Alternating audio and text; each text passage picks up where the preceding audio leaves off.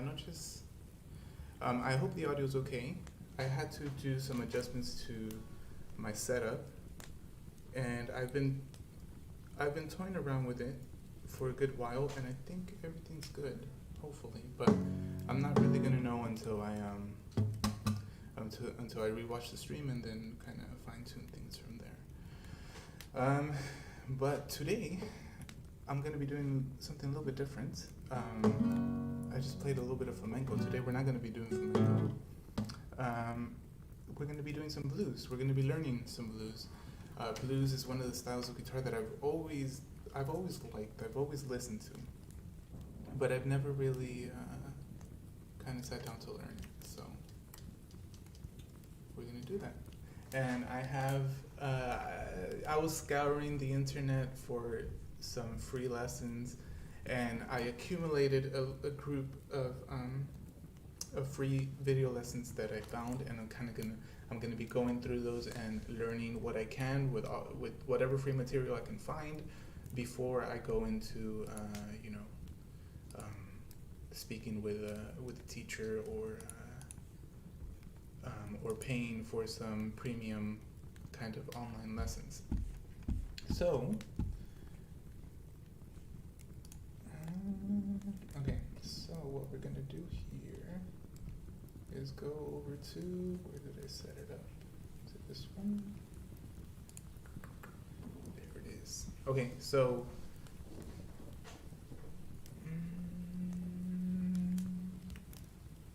wait, is that right? What's this one? Okay, this one's different, but I think it's fine to, hold on.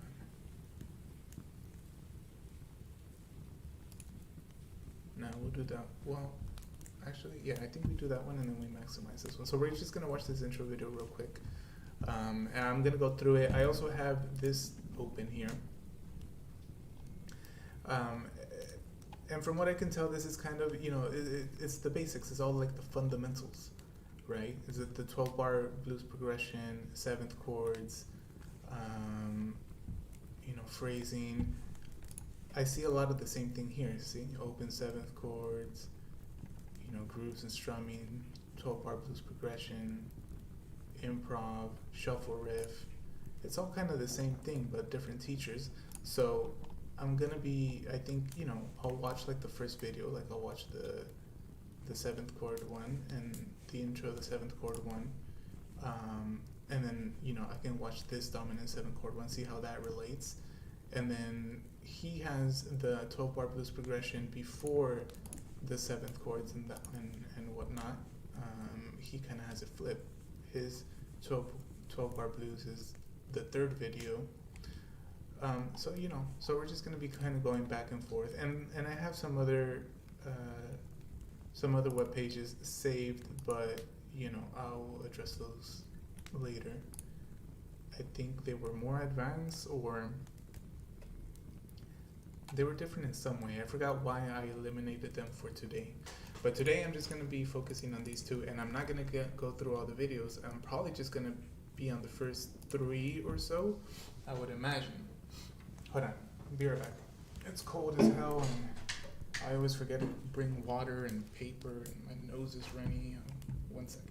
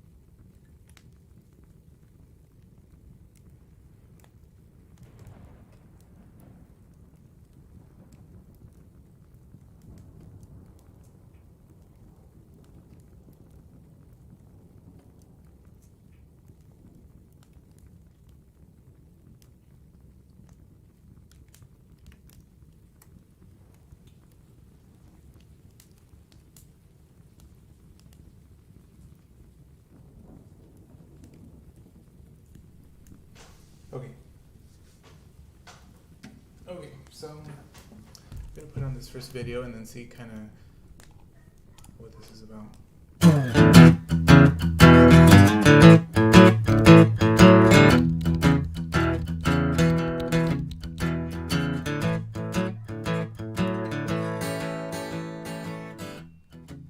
It's kind of loud, huh?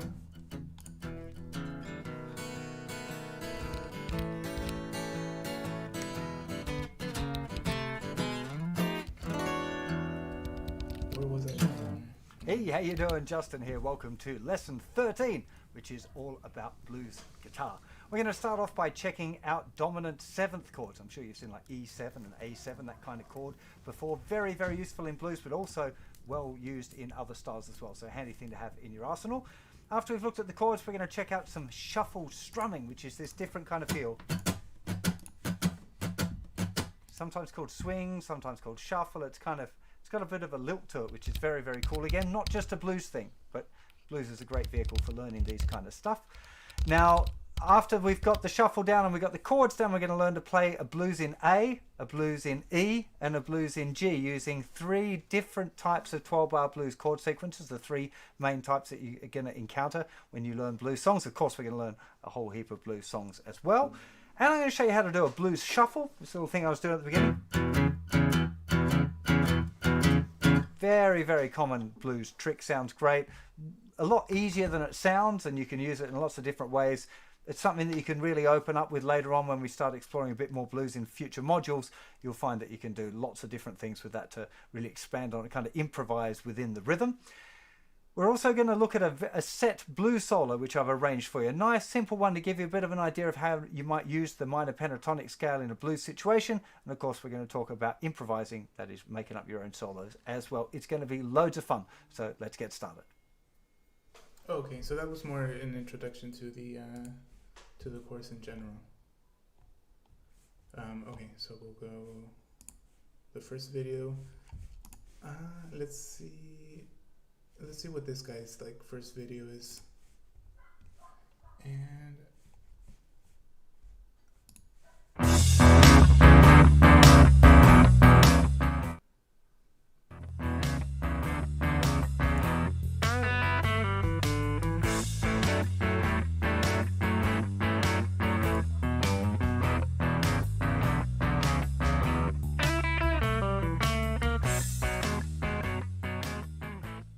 Hi, I'm Nate Savage, and welcome to the Blues Guitar Quick Start Series. The blues is an incredibly important style of music to learn really well, especially if you're a guitarist. It's important on its own, and it's an important part of other styles of music like country, jazz, rock, metal, all these different kinds of music. Think about it. Many of the most famous guitar gods of all time were heavily influenced by the blues. Jimi Hendrix, Jimmy Page, Stevie Ray Vaughan, Eric Clapton, you get the idea. The blues is kind of a hybrid between a major tonality and a minor tonality. So it's really its own little world. And one of the best things about the blues is you can learn just a couple of little things and jump in and start expressing yourself. If you learn the blues really well, you're going to have a really awesome tool and color to use in your playing, and you can pull it up in the other styles of music that you play whenever it's appropriate. There's some things that would be really good if you knew before you started this series. And I'm going to be going through everything in step-by-step detail, but it'd be really good if you knew your basic bar chords, your basic power chords, your shuffle rhythm, note subdivisions, and hammer-ons and pull-offs. If you need to get up to speed on any of those things that I mentioned, you can check out some of my other lessons. It doesn't matter if you're playing acoustic or electric for this series. Everything that we're going to cover in this series is going to be equally important for both. The goal of this series is going to be to get you familiar with the most important things you're going to need for both blues rhythm guitar and blues lead guitar. We're going to start off by going through the 12-bar blues progression, getting you familiar with that, and then we're going to learn some dominant 7th chords and how to apply those dominant 7th chords to the standard 12-bar blues progression. From there, we're going to dress things up a little bit. You're going to learn a couple of riffs, rhythm blues riffs, to apply to your 12-bar blues progression too. With the things you're going to learn in this series, the possibilities for your rhythm blues guitar are really only going to be limited by the amount of effort you put in your own creativity. Once we get the basics for blues rhythm guitar down, we're going to switch and focus on blues lead guitar. We're going to start by learning the blues scale, and if you know your minor pentatonic scale, it's going to be pretty easy for you. All you have to do is add one extra note. Once you get familiar with the blues scale, I'm going to teach you how to start choosing your notes a little bit better instead of just randomly playing through the blues scale shape. After that, I'm going to teach you what turnaround licks are and how you can incorporate them into your playing. And finally, we're going to start learning how to interject blues lead licks into your 12-bar blues riffs that you learned. And of course, just like all the other series I do, we're going to have jam tracks for you along the way because it's really important to apply everything you're working on to real music. This is a lot of information, and it's really up to you to decide how far you want to take it. The blues, to me, is probably the style of music that crosses the most musical boundaries, so it's really important for you to get down really well. And the better you get at the blues, it's going to be awesome because not only is your blues playing going to get better, but all your other playing is going to get better too, regardless of the style. In the next lesson, we're going to get things started by learning the standard 12-bar blues progression. If you have any questions, you can leave them here in the comments and I'll get back to you. Also, pretty similar, right?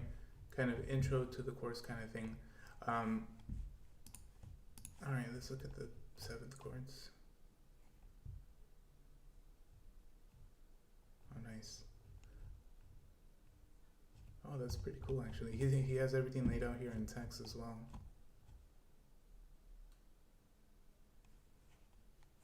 All right, let's see what he says. Hey, how you doing, Justin? Here today we are going to check out... Okay, that's really annoying. So every video is going to start at 100%, so I should adjust the volume here. Let's go 30. Open dominant 7th chord. So the first thing is, what is a dominant 7th chord? I'm sure you've seen like G7 or C7 or B7 written down on a piece of music. Maybe wondered what that 7 was for. Well, it's actually adding the flat. Okay, we'll do 24. 24 seems fine, and then let me just adjust. This is what I was talking about earlier. Is I made some changes to my audio setup, and I gotta make some adjustments. What does this sound like? Okay, this is low. We can put this up right there, I think. All right. Okay. Anyway, back to it. 7th degree of the major scale. Now, hey, how you doing, Justin? Here today we are going to check out open dominant 7th chord. So the first thing is, what is a dominant 7th chord? I'm sure you've seen like G7 or C7 or B7 written down on a piece of music. Maybe wondered what that 7 was for. Well, it's actually adding the flat 7th degree of the major scale. Now, any of you doing the music theory, you might want to get stuck into that. It might make sense to you. The easier way to think of it is that we're going to add a note that is 1 tone lower than the root note, but an octave higher. Okay, so if we're thinking of a G chord, what's one note that's a tone below the note G? If you think G, 1 semitone down, thinking about that note circle that you've hopefully had a bit of a look at. We've got G, 1 semitone down would be the note F sharp or G flat. 1 semitone further down would be the note F. So to get a G7 chord, we have to add a note F to the G chord. That's the basic idea. That's all a dominant 7th chord is. I'm going to just take you through each of the common chords. Some of the chords I'm going to show you a couple of different approaches to them. One way which I would recommend as being an easier first start, but I'm also going to show you a couple of other variations that I think actually sound better. Some that Nitsuj found really difficult and some that were actually easier than expected. So let's just go through, check the chords out one at a time. Okay, so we're going to start off here with our E chord and we're going to look at E7. So there's a standard E grip. I'm sure most of you will be completely familiar with that by now. To get an E7 chord, we need to add a D note. And the easiest way to do that is just to lift off the 3rd finger and we've got an open D string. The 4th string is the note D. So there's standard E. If we lift off the 3rd finger. So this is a chord that I use on Flamenco too all the time, but I like, it's interesting knowing why it's an E7. Because in flamenco, it's not like there's really no explanation. It's just like, oh yeah, it's this chord.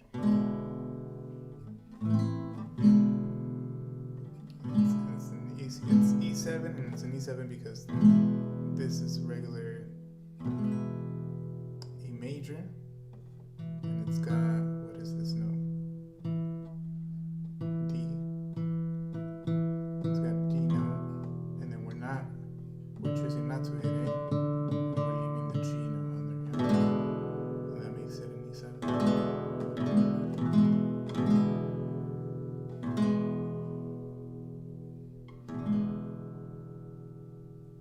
So I can do it like this too then, huh? If it needs a G.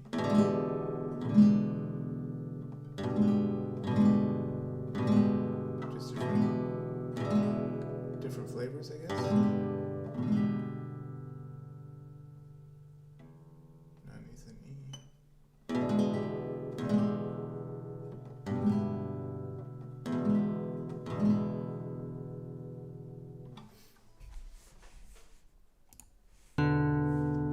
Okay, it's here, the open string. Of course, you need to be a bit careful that the second finger isn't laying too flat and muting it, because then you might have E and lift it off. You're not really going to hear the sound if it's muted, so make sure the tip of the first finger's not touching it, and make sure the underneath of the second finger is not touching it. And that would be the E7 I'd recommend that you get to grips with first. There's E, lift off the third finger, there's E7. Now there's another very common variation which I think sounds a bit better most of the time. That low D there kind of gets a little bit muffled to my ears. So another nicer way to do it that kind of makes a bigger deal of the note is to play it here with the little finger on the third fret of the second string, which is also the note D.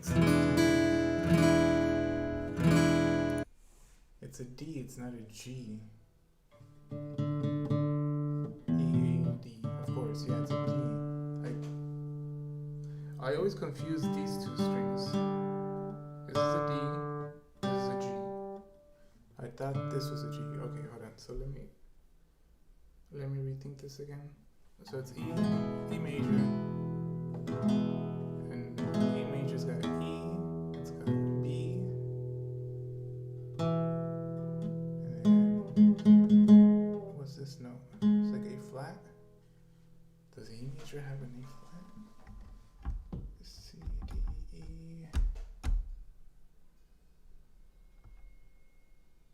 C, D, E. E, F, G, B.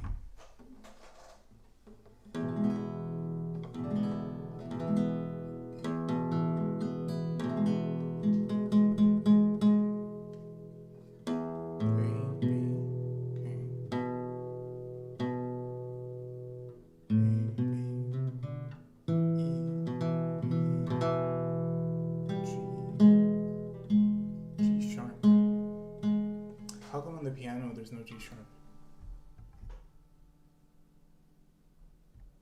What's that about? Hold on. We're gonna look up E major.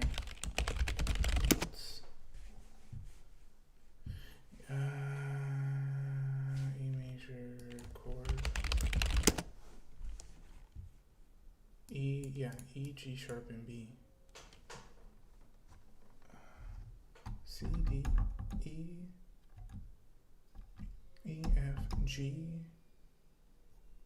Oh, okay, because that's an E minor on the piano, and then the E major.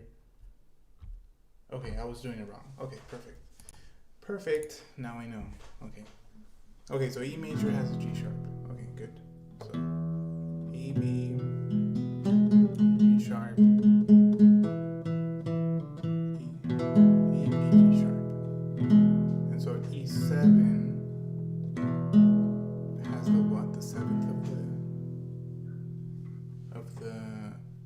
the seventh, it's called the dominant seventh, right? That's what he said. It's got the dominant seven, which from an E, it's one whole tone back, which is a D, and so you leave the D string open, and then now you got the E7, and there's also a D here. So you can press that down, and that's just another way to play the E7. Okay. Okay. So there's E. Here's E7. Here's the other E7. You can hear that one. The dominant seventh gets a bit lost in there. It's not as obvious as there. Seventh But when you're starting out, you probably want to be starting off with the simple one. Okay, there's quite a few chords here to remember. You're going to be changing between them. You've got your shuffle strumming. So I'd start with that simple E7 first of all, and only worry about moving to the other one when you're feeling completely hip with all of your dominant seventh chords, including C7 and B7, which are a little bit more tricky. Okay, let's move on to A. So here's our regular A chord. Again, one that you should all be very familiar with. All you have to do now is lift off first finger. We're adding the G note, open G string.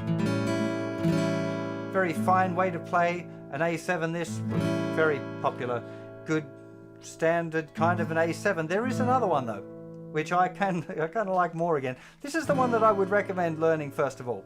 But if you feel hip with that, particularly if you've learned to play your A with the first finger bar,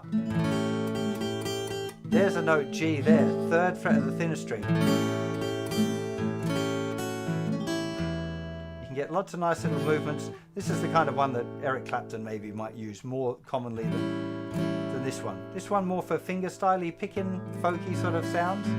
I think for proper bluesy blues, maybe this one sounds a little bit better. But it's trickier, and I would recommend, as I said, starting off using second and third fingers. You could use other fingers if you've learned A other ways, but particularly in an E blues we've got B7 and then we go to A. We're going to talk about B7 more in a second. I'm just showing you, see the second and the third fingers there? Got that nice little transition if you use this particular fingering for your A7 chord. Now let's move on to a D7 and the third fingers there. Got that nice little transition if you use this. And then we go to A. We're going to talk about B7 more in a second. I'm just showing you, see the second and the third fingers there? Got that nice little transition if you use this particular fingering for your A7.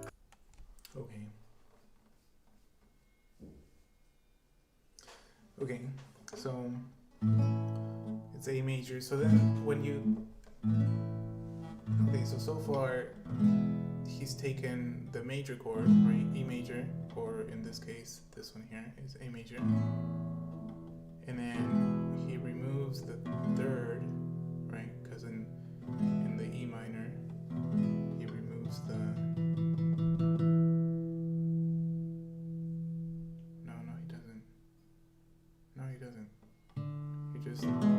He just adds the dominant seven, right? So A, this is A, E,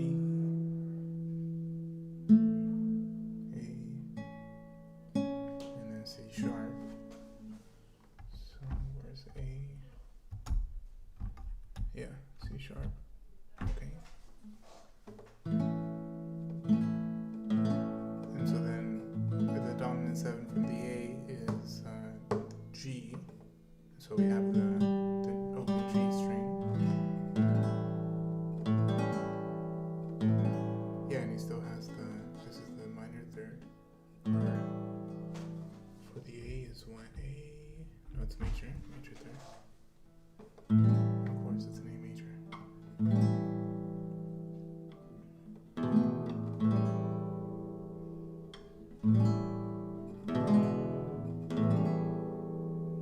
Okay, so then the dominant seven is G. So that's also why he was fingering that the third fret.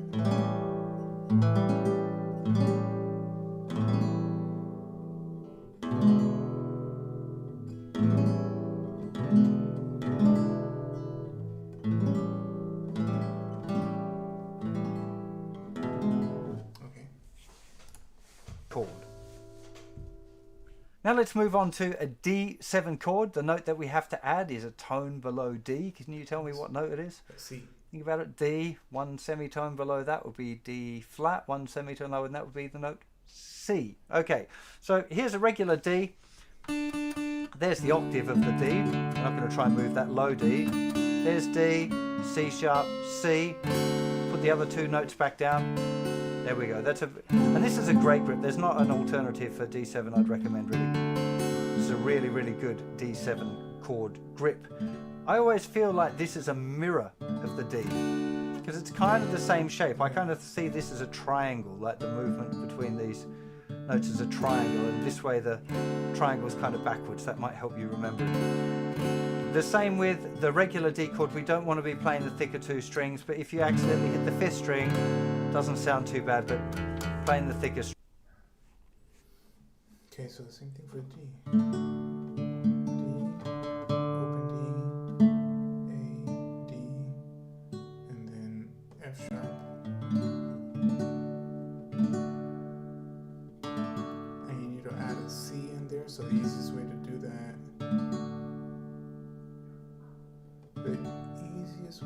is to remove this one and put it here. But you could also, I mean, yeah, that'll be harder. There's a C there. What does that sound like? Oh no, but then there's an open D. Yeah, it's D. Oh, that's fine though. We're on the D chord, so that's fine. So D, let's see, what does that sound like? It's kind of hard to hit though, huh?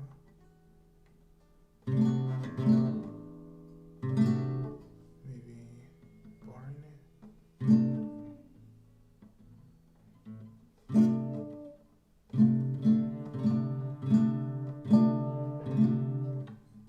Oh yeah, this sounds better and it's way easier.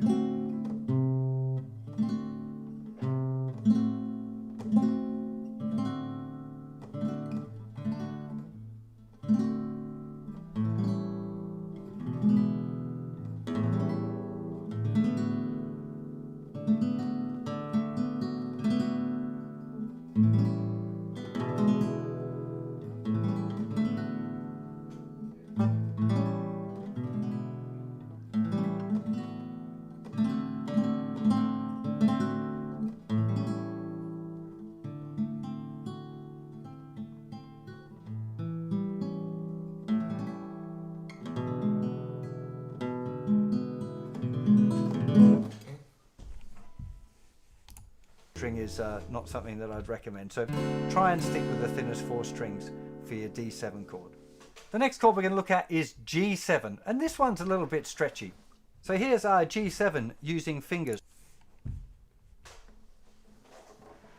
Well, in a second.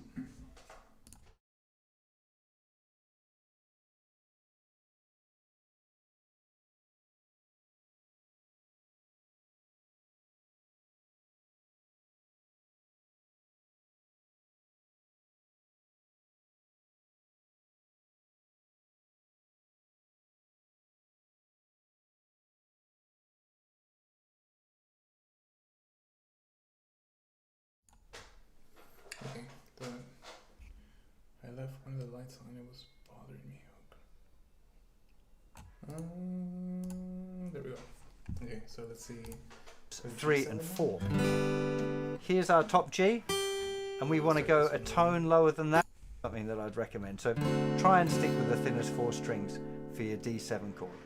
The next chord we're going to look at is G7, and this one's a little bit stretchy. So here's our G7 using fingers 3 and 4.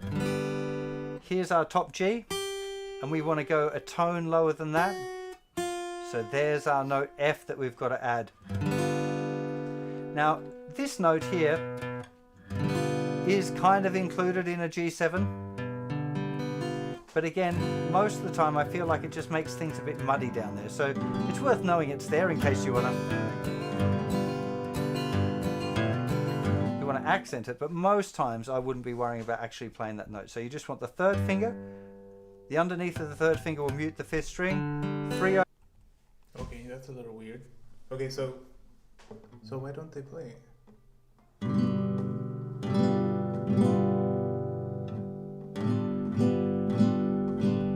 think I'm just gonna play it.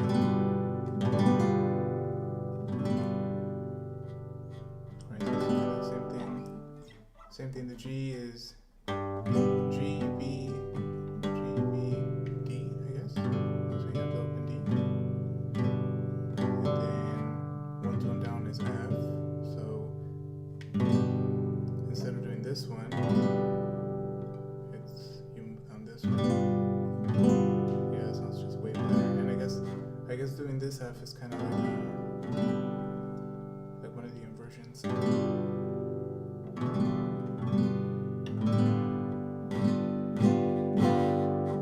Why?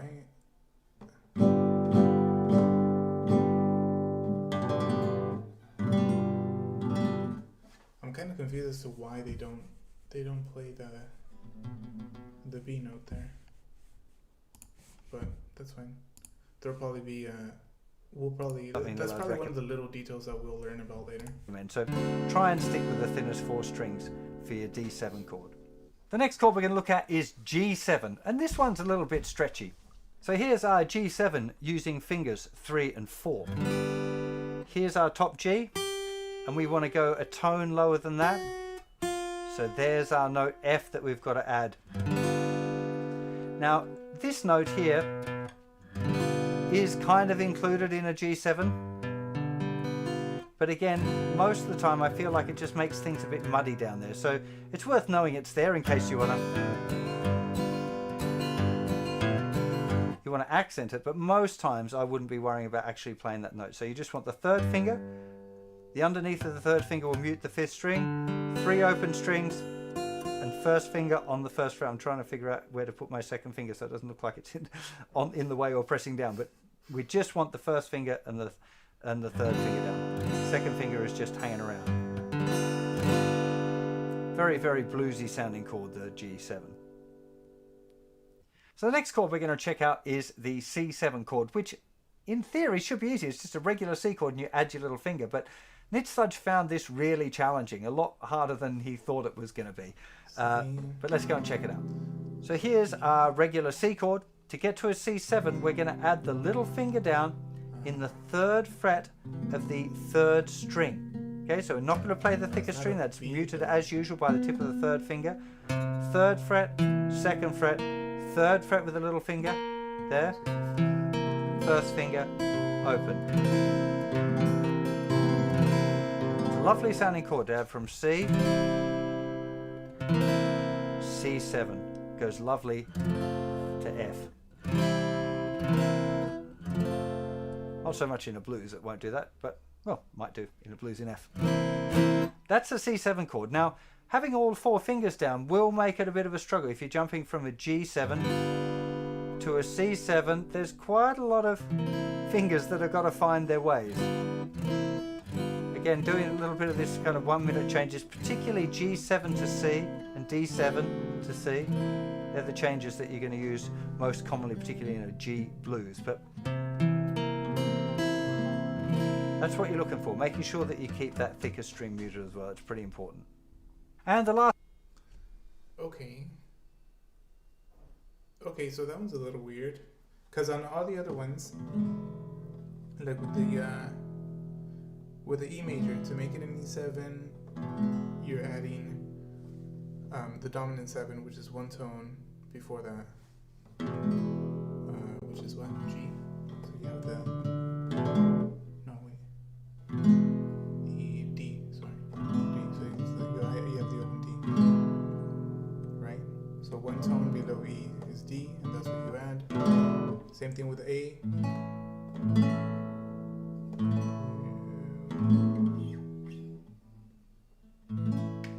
You add A, 1 tone down is G, so you have that open G. Same thing with D. 1 tone down is C, so you add this C.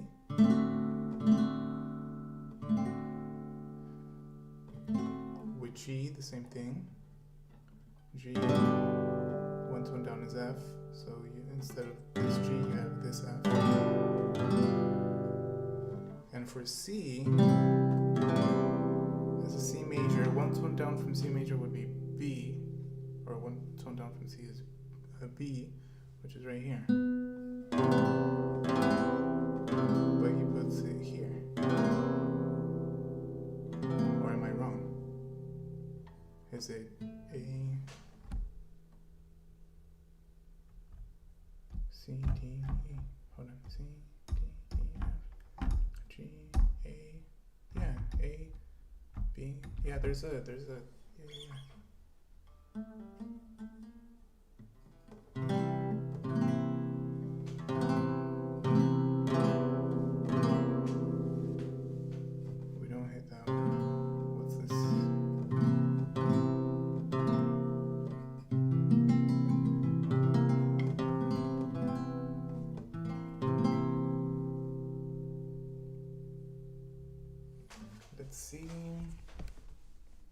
see if that C7 is the same everywhere else. C7.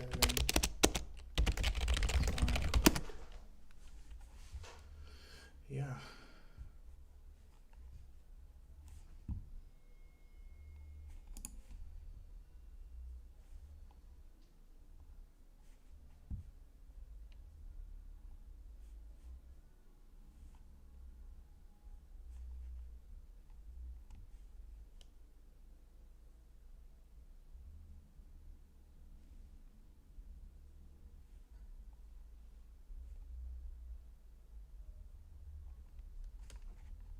Okay. I don't know why. So far, this one has kind of broken the logic that he started with. But maybe it's just one of those things, you know. It's just an exception or whatever, or I probably just don't understand it correctly, which is fine. It's like it's day one of learning this stuff, and there's a lot of flamenco stuff that I still don't know, and every day there's always a lot of little things that eventually start kind of clicking into place, and this might be one of those. Later, I might just understand why it's that note versus this one. B7, we know the B7. Cool. Man, I really like that he added the diagrams down here and text. It's really not a lot of people do that. It's really cool. Last of our seventh chords that we're checking out today is B7. A lot of you might have encountered this one. I remember when I learned it as a teenager, I found it really difficult. I used to kind of, oh, this has got a B7 and I'll just skip over to the next song. If you continue to do that kind of thing, if you're like me, you're never going to get the chord. You have to just face it and go, look, this is a tough chord. I'm just going to keep practicing it until I get it right. It is only about practice, those kind of things where you encounter a chord that's a bit awkward or difficult under the fingers. You just got to keep practicing it, playing it over and over again, going to it, going from it, working it into 1 minute changes, finding songs that use it. So don't be afraid, even if you find this one a little tricky to start off with. B7, we haven't really looked at a chord like this before. And we can't play regular B, by the way, because it's a bar chord like this, which is quite tricky for beginners. We're doing a bar with the third finger, something that we get into in the intermediate course. But B7 looks like that. Great for a blues in E. Especially a B7, that A7, E. Really, really super hip, cool sound. Second finger, second fret, fifth string, muting the thicker string. Okay, so the tip of the second finger has to mute the thicker string. First finger, first fret of string 4. Third finger, second fret of string 3. Open second string, little finger, second fret on the thinnest string. Muting the thicker string, of course. Good change to practice here is from E or E7. Second finger is the anchor. Then put them all back down, lift it off. First finger drops down again. First finger moves over. Third and fourth fingers go down. If you're looking at things to do for 1 minute changes, that would be a great one to practice. And also B7 to A7, where see the second and third fingers kind of move together. Other fingers come off and those two kind of try and keep their spacing. It's another nice change to be working on with your B7. When it comes time to practice these chords, I would recommend spending a little time just practicing each one of the chords, making sure that you can get all of the notes clearly. I suspect that the E7, A7, D7 and G7 will be faster to learn than C7 and B7. That might not be the case, but that was definitely the case for me. E7 took like, I don't know, 20 seconds to learn. A7 the same. D7 slightly longer. G7 was a little bit stretchy, but not too bad, particularly if you've got used to playing it already with your third and fourth fingers. You're probably not going to find it too difficult. C7, having all four fingers down, and the B7, they were a little bit more of a tussle. Now, when I'm teaching you the 12-bar blues progressions, they're going to have those chords in it, so you're not going to be able to avoid it really. But definitely in that little allotted practice time for working on the chords, maybe the first few practice sessions, you want to just play through all of the chords, get them under your fingers. but then maybe spend a bit of that doing like 1 minute changes things. You don't have to actually time it and all that unless you want to. Of course, at this stage in your journey, you should be thinking about, you know, what exactly things you need to put in your practice routine. But definitely doing some 1 minute changes on like E7 to B7 will be helpful, B7 to A7 will be helpful, G7 to C7 and C7 to D7. They would be the most common kind of chord changes that you want to work on. Maybe some of that, what I call the perfect fast changes, would be the best thing, where you try and do just changing between two chords, but really making sure that you get the chords ringing out nice and clearly, that the fingers aren't muting strings that should be ringing open and that kind of thing. They're really, really great chords. Like I said, they're not just blues things. We're exclusively going to be looking at blues this lesson, but you will find these lots of other times, even like House of the Rising Sun, really, the E chord will be an E7 actually. Most of the time that'll sound a little bit sweeter. So make sure you memorize the chords. Well, I should mention that all of the time. When you're learning new chords, you should memorize them. Don't be having to look at a chord book or, you know, have them written down on the page. You definitely need to memorize all your chord shapes. If you can, memorizing them without having to look at them, a little bit more coming up on that next lesson as well. I hope this was fun and that you've learned a whole bunch of new chords to explore, and I'll see you for more very soon. Bye bye. Okay. E7, A7. He didn't do F, huh? He skipped F. Maybe because it's really weird. Plus, this is supposed to be for beginners, and then the F chord is usually hard because of the bar chord, because of the barring. So, if we were to try to do it, it would be, what would it be? You add an E somewhere?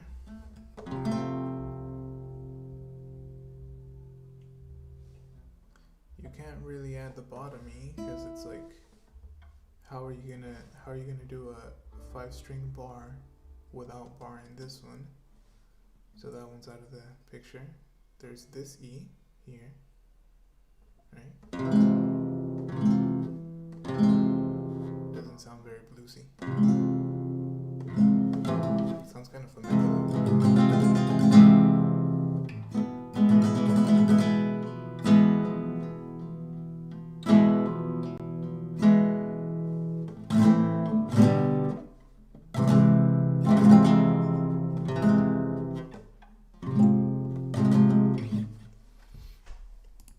Okay, so maybe the F7.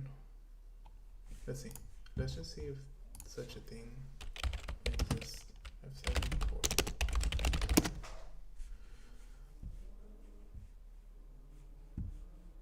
F7 is a 4-note chord that includes F, A, C, and E flat. How do you do it?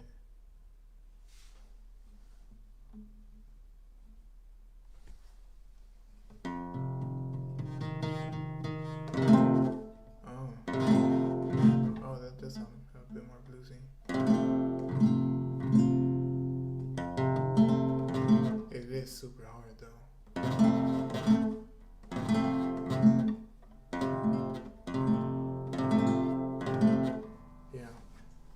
Yeah, that one is hard as hell.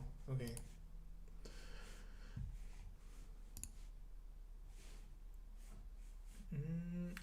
We're gonna skip over the 12-bar blue progression on this one here, just because we haven't touched it here on his. How do I go back? Okay. So he has it as a third video, and we started with the open 7th chords, and then he goes over it here. So let's just watch his, and then let's see how it differs, and maybe see what kind of information he has that wasn't said in the first video. Hey, I'm Nate Savage. Or whatever. And in any case, hearing things multiple times makes me learn it better, so. Savage, and welcome to video 3 of the Blues Guitar Quick Start series. In this lesson, we're going to learn about dominant 7th chords, or just 7th chords. We're going to learn a few shapes for dominant 7th chords, and then we're going to learn how to apply them to the standard 12-bar blues progression. 7th chords, or dominant 7th chords, are one of the major contributing factors to the overall sound of the blues. The blues doesn't always use dominant seventh chords, but it's really common to see dominant seventh chords all throughout blues songs. And dominant seventh chords are made by adding a lowered seventh scale degree to a major chord. Don't worry too much about that right now. I just kind of want to expose you to the idea of what a dominant seventh chord actually is. The focus of this lesson is going to be just on learning some dominant seventh chord shapes and getting your ears familiar with the sound of dominant seventh chords. Now, generally, major keys only have a dominant seventh chord show up one time, and that's for the 5 chord. When we're playing in the blues, you can get away with using dominant seventh chords for all the chords in the standard 12-bar blues progression, the 1, the 4, and the 5 chord. That's kind of the magic that lies in the blues, somewhere between a major and a minor tonality. Let's move on to learning some dominant seventh chord shapes. It's important that you know at least some of these, so let's just go ahead and continue with the key of E blues that we've been working in.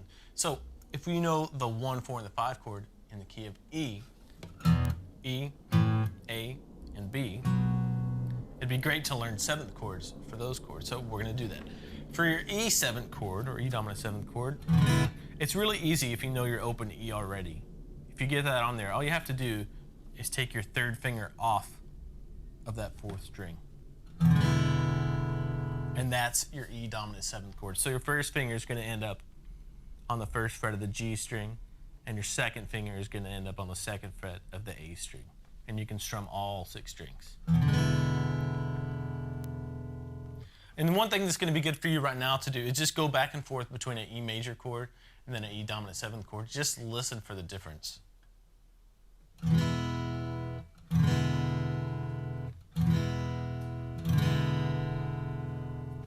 And make sure when you're making this chord to come right down on the very tips of your fingers and right behind the frets too, so you get a really good clean sound.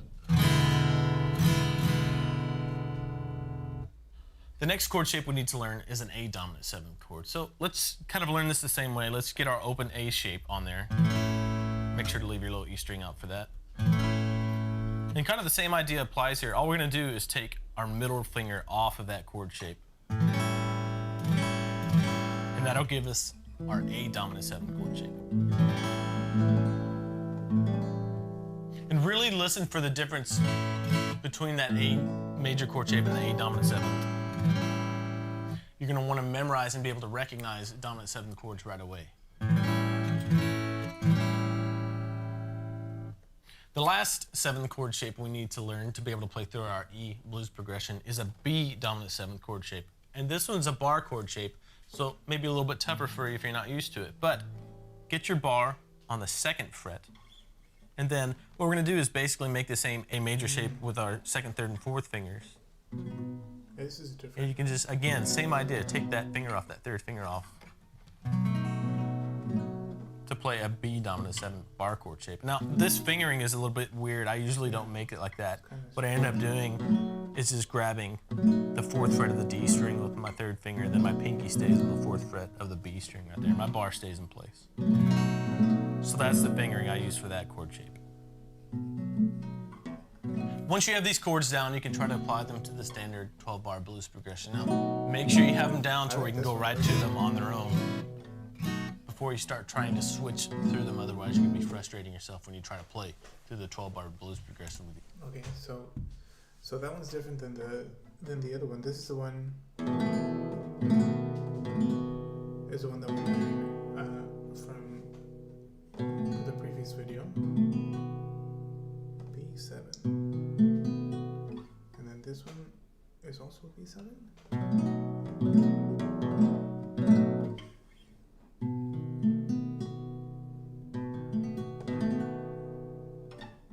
And the B is always kind of funky, huh? Like whenever I try to figure out B chord,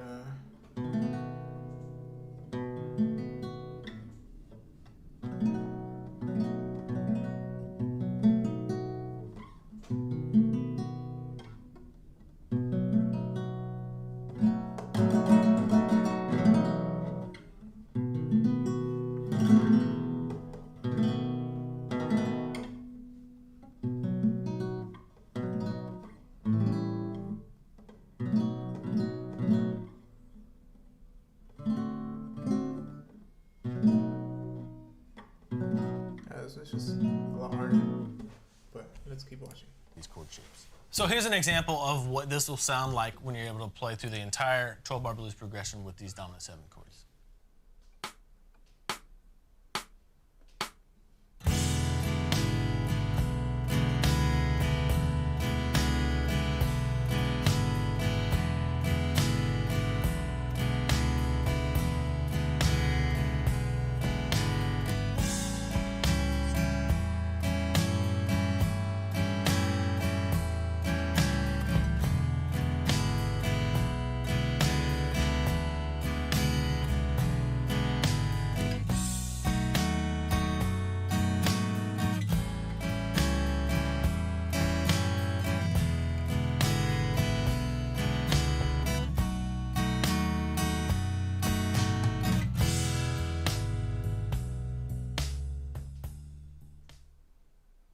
Do you see how dominant 7th chords kind of make that 12-bar blues progression sound just more bluesy? Try to commit the sound of dominant 7th chords to memory so when you hear them, you can instantly recognize them. I wanted to give you some more dominant 7th chord shapes so you can kind of learn at your leisure. So kind of look at this part of the lesson as a reference for the future for when you're learning how to play blues in other keys. All right, the first one I wanted to show you was a G dominant 7th chord. And if you reference this back to your open G, all we're going to do is move this note right here on the 3rd fret of our high E string down 2 frets. And to do that, we can keep our 2nd and 3rd fingers where they are and just come play the 1st fret of the open E string with your 1st finger there. So that's your change from G major to G dominant 7th.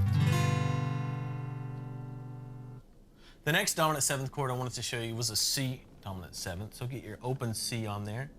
And you're going to leave your 3 fingers where they are. And all we're going to do is come down on the 3rd fret of the G string with your pinky. Make sure to leave your low E string out. And that's your C dominant 7th shape. Listen to the difference.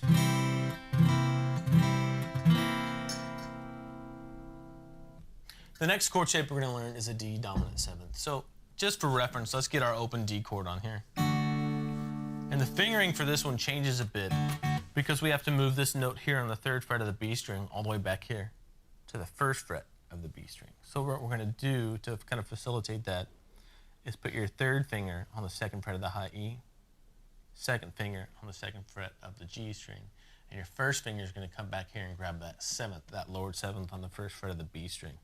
Make sure to leave the E and A strings out of this chord. The last dominant 7th chord shape I wanted to share with you was for your E bar chord shape. If I'm playing an A bar chord here using the E bar chord shape, it's really easy to make that into a dominant 7th chord shape. So all you have to do is take your pinky off, and now you're playing a dominant 7th chord for whatever bar chord location you're playing. So in this case, I'll be playing an A dominant 7th using the E dominant 7th bar chord shape. Take your time with all these extra dominant 7th chord shapes I just taught you. You may not use them right away, but they're always going to be here for you when you need them. So pull up the jam track for this lesson. You can use either the 70 beats per minute one or the 100 beats per minute one and try to apply your dominant 7th chord shapes to the standard 12-bar blues progression. If you need to, keep your rhythm really simple and just concentrate on the chord changes. If you have any questions... Cool. So he's got a little jam track we could use to practice. That's cool. Let's watch the 12 bar progression. See what that's about. Hey, I'm Nate Savage and welcome to video 2 of the Blues Guitar Quick Start series. In this lesson, we're going to cover something that's really foundational to the blues, and that's the standard 12-bar blues progression. We're going to keep things really simple. We're only going to be using power chords so you can really focus on getting this progression down and kind of ingrained in your brain. The 12-bar blues progression is really important because it's kind of the starting point as far as for when musicians get together. If you know the standard 12-bar blues progression, you can come together to a blues jam or whatever. And you're going to have a starting point. Everybody's going to know that progression. And if you want to change things up a little bit from there, it's going to be really easy if you have the 12-bar blues progression down really well. Let's talk about keys as far as the blues goes. Now, often if you see a piece of music that's a blues tune or something, there won't be a key signature written on it. It'll just say this song is in the key of E blues or this song is in the key of A blues. That's because the blues is kind of a hybrid tonality that's somewhere in between major and minor. With that in mind, we're going to be in the key of E blues throughout this entire series. Now, the standard 12-bar blues progression has 3 chords in it: the 1 chord, the 4 chord, and the 5 chord. In the key of E blues, the 1, 4, and the 5 chord are: the 1 chord is going to be E, the 4 chord is going to be an A, and the 5 chord is going to be a B. Let's talk about blues rhythm a little bit. Now, all of the jam tracks that we're going to be playing throughout the series are in 4/4 time. And if you don't know what that means, that's fine. I'll tell you right here. 4/4 time is when you have your pulse going, and you have 4 pulses per measure. So if you have 1, 2, 3, 4, 1, 2, 3, 4, each measure is going to be made of 4 counts. A lot of blues songs are in 4/4 time, and as a matter of fact, all the jam tracks that we're going to be using in this series are in 4/4 time. And let me just tell you that the standard 12-bar blues progression is just a set progression of chords throughout 12 bars or 12 measures of music. Blues music in general usually has a shuffle feel to it, and this is really important for you to get down, to get the feel of the blues right. So if you're in 4/4 time, if you have 8th notes in 4/4 time, they're usually straight, like this: 1, 2, 3, 4, 1, and 2, 3, and 4, and 1, 2, and 3, and 4. Now, those 8th notes right there were evenly spaced over each beat. A shuffle or swing feel is going to have a long note and then a short note, so it sounds more like this. Da, da, da, da, da, da. Let me show you. 1, 2, 3, 4. 1 and 2 and 3 and 4 and 1 and 2 and 3 and 4. So you see how we had a long one and then a short one, followed by long, short, long, short, long, short, long. It gives you kind of a skipping or rolling feel. Now, a more technical way to think about a swing fill is if you have 3 triplets per each beat. So if you have 1 triplet, 2 triplet, 3 triplet, 4 triplet, 1 triplet, 2 triplet, 3 triplet, 4 triplet. What you would do to achieve a swing fill from a more technical aspect, if you want to think about it like this, is take the middle triplet out of each beat. So instead of having 1 triplet, 2 triplet, 3 triplet, 4 triplet, you have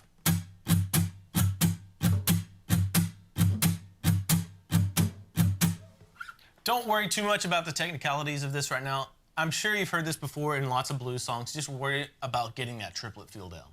So let's get into the standard 12-bar blues progression. Like I said earlier, all it is a set progression of chords throughout 12 bars of music, and it's really important that you memorize this forwards and backwards and just have it down cold. Let me just talk you through this progression. First of all, you're going to have 4 measures or 4 bars of the 1 chord. In this case, it's an E for us since we're in the key of E blues. So 4 measures of the E chord. Next, you're going to have 2 measures of the 4 chord. In this case, it's an A chord. From there, you're going to go back to the 1 chord for 2 measures. From there, you go to the 5 chord for 1 measure, which is a B in this case.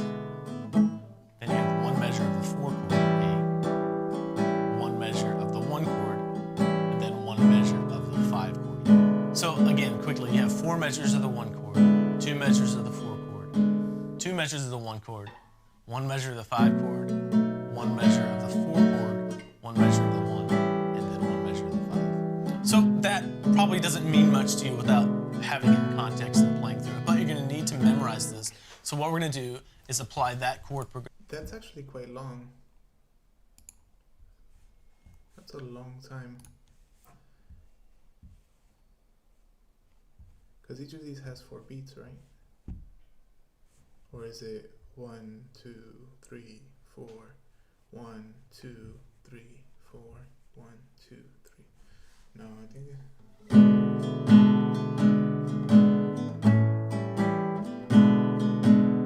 no, that's way too short. It's gotta 1 measure of the that's 1, very long. and then 1 measure of the 5. So that probably doesn't mean much to you without having it in context and playing through it, but you're going to need to memorize this. So what we're going to do is apply that chord progression to some power chords. Let me just show you the power chords we're going to be using. We're going to be using an E power chord for our 1 chord, and then my index finger is just going to be on the 2nd fret of the A string right there. And you can strum the 6th and 5th strings. For the 4 chord, I'm going to use A power chord, same kind of shape, but we're going to play just the 5th and 4th strings. First finger is going to be on the 2nd fret of the 4th string there. For the 5 chord, we're going to use a B power chord, index finger on the 2nd fret of the 5th string, 3rd finger on the 4th fret of the 4th string. Just those 2 notes right there.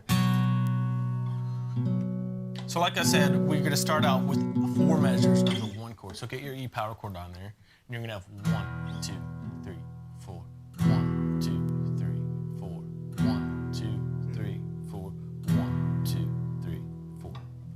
From there, we have 2 measures of the 4 chord, so we need to get our A power chord on there and play that for 2 measures. Okay, so it is 1, 2, 3, 4, 2, 2, 3, 4. We go back to the 1 chord for 2 more measures. 1, 2, 3, 4, 1, 2, 3, 4. Go to the 5 chord for 1 measure, so we got to have our B power chord on there. 1, 2, 3, 4. Back down to the 4 chord for 1 measure. 1, 2, 3, 4. To the 1 chord for 1 more measure. 1, 2, 3, 4. And the last measure, the 12th measure of the 12-bar blues, is a 5 chord again, a B chord in this case. So 1, 2, 3, 4. So walk yourself through this, try to memorize this chord progression, and make sure for your E power chord, you're just hitting the 6th and 5th strings. And then for your A and B power chords, you're just hitting the 5th and 4th strings. And you can play whole notes like I was doing, or you can switch to 8th notes with that shuffle rhythm that we were talking about like this.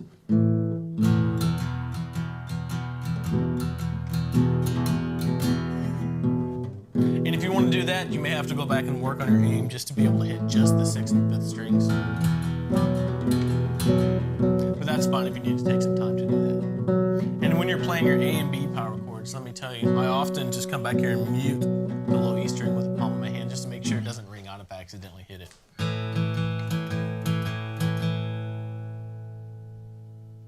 And if you do the whole thing with 8th notes, with swung 8th notes, this is what the 12-bar blues progression sounds like with these power chords.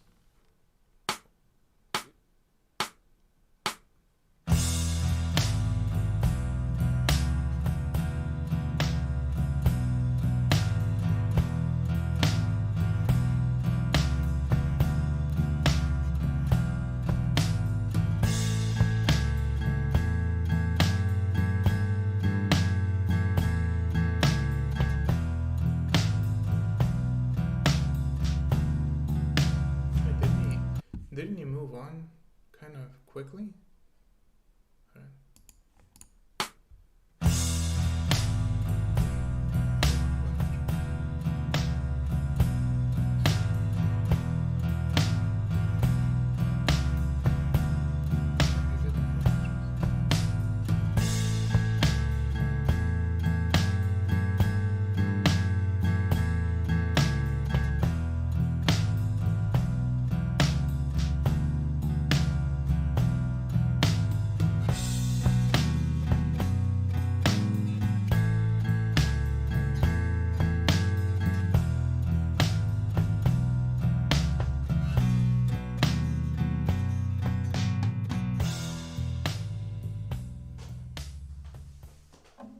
So go through this as much as you need to get really familiar with the standard 12-bar blues progression. Once you're pretty comfortable with it, pull up one of the jam tracks for this lesson. I have 2 versions of this one for you. One's at 70 beats per minute and one's at 100 beats per minute. So you can select the one that best matches your skill level. And for now, you can keep the strumming simple if you want to. You can use all whole notes or you can use the swung 8th notes like I did in the example. Don't underestimate the importance of the standard 12-bar blues progression. It's literally the foundation for everything else we're going to be covering here in this series, so it's really important to get down really well. In the next lesson, we're going to talk about dominant 7th chords. We're going to learn some shapes for your dominant 7th chord. Okay, so let's see what this is. Let's see how...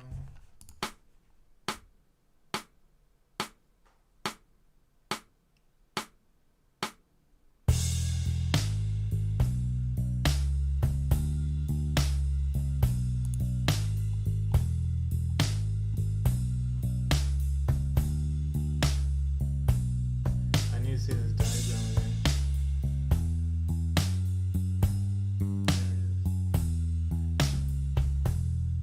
So it's 4 measures of E, 2.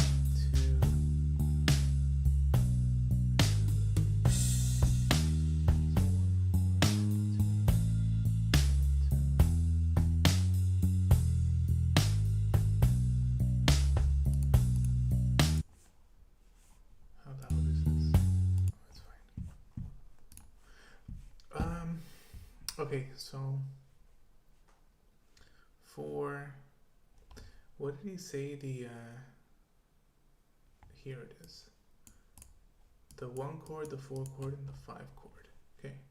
So the 1 chord 4 times, the 4 chord 2 times, 1 chord 2 times, 1 4, 4 2, 1 2, 5 1, 4 1, 3 1, or 1 1. What's the best way to memorize this? Maybe just feel, huh? Let's see. Let's just look at it. Let's have this going on in the background, and then we'll look at it like this.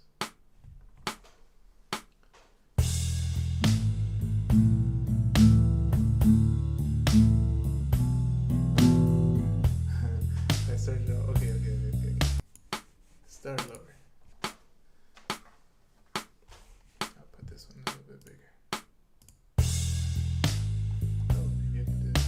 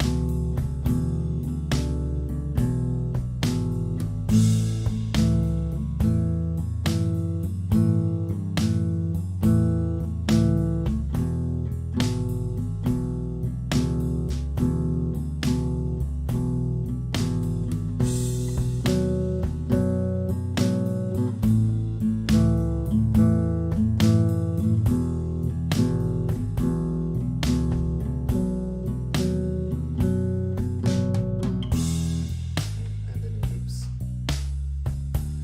Okay.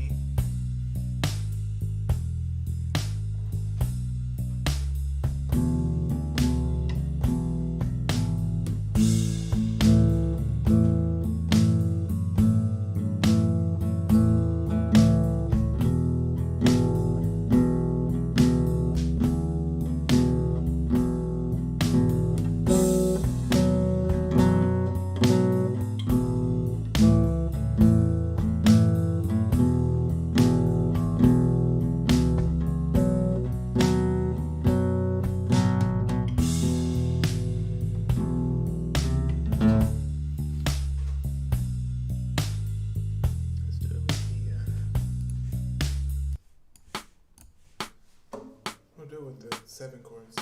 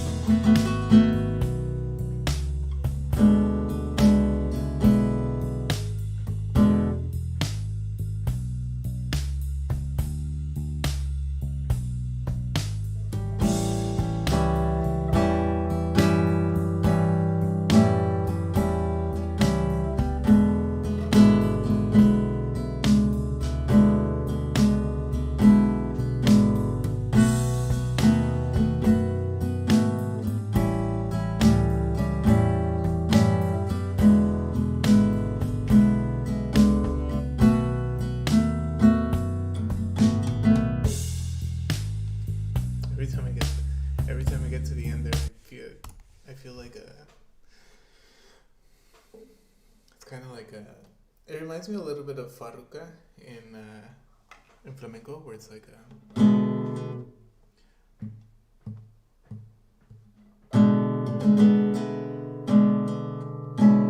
oh man, I have like the blues rhythm stuck in my mind now, and making that transition is kind of hard. Hold on. Especially because it sounds just the same. How does it?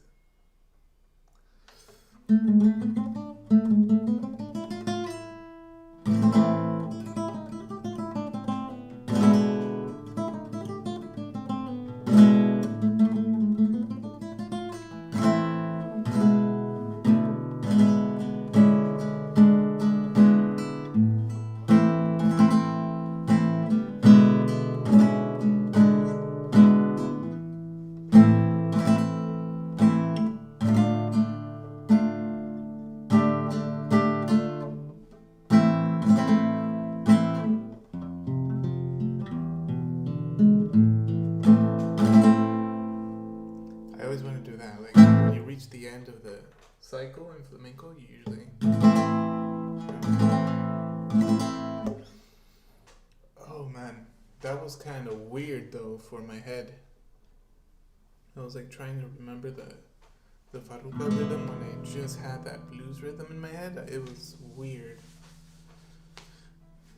Okay, so.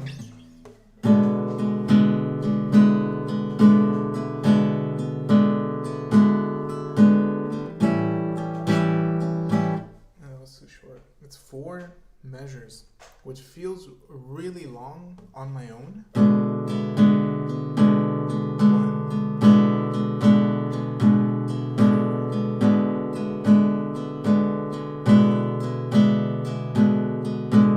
It feels like a long time on my own. When I have the backing track on, though, it doesn't feel that long or that awkward. Oh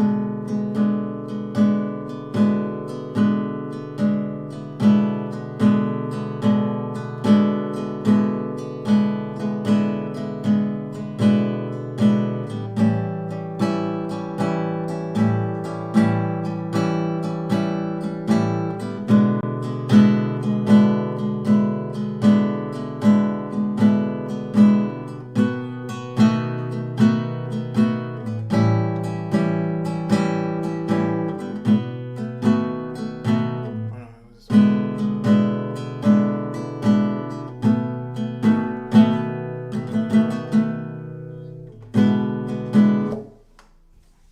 Let's see. I like that he has these jam tracks in the background. It's really cool. Let's see what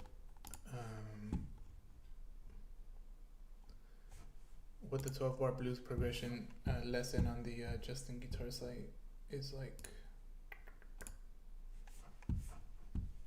Oh, actually, before we do this, I'm gonna take a quick break. I'll be right back.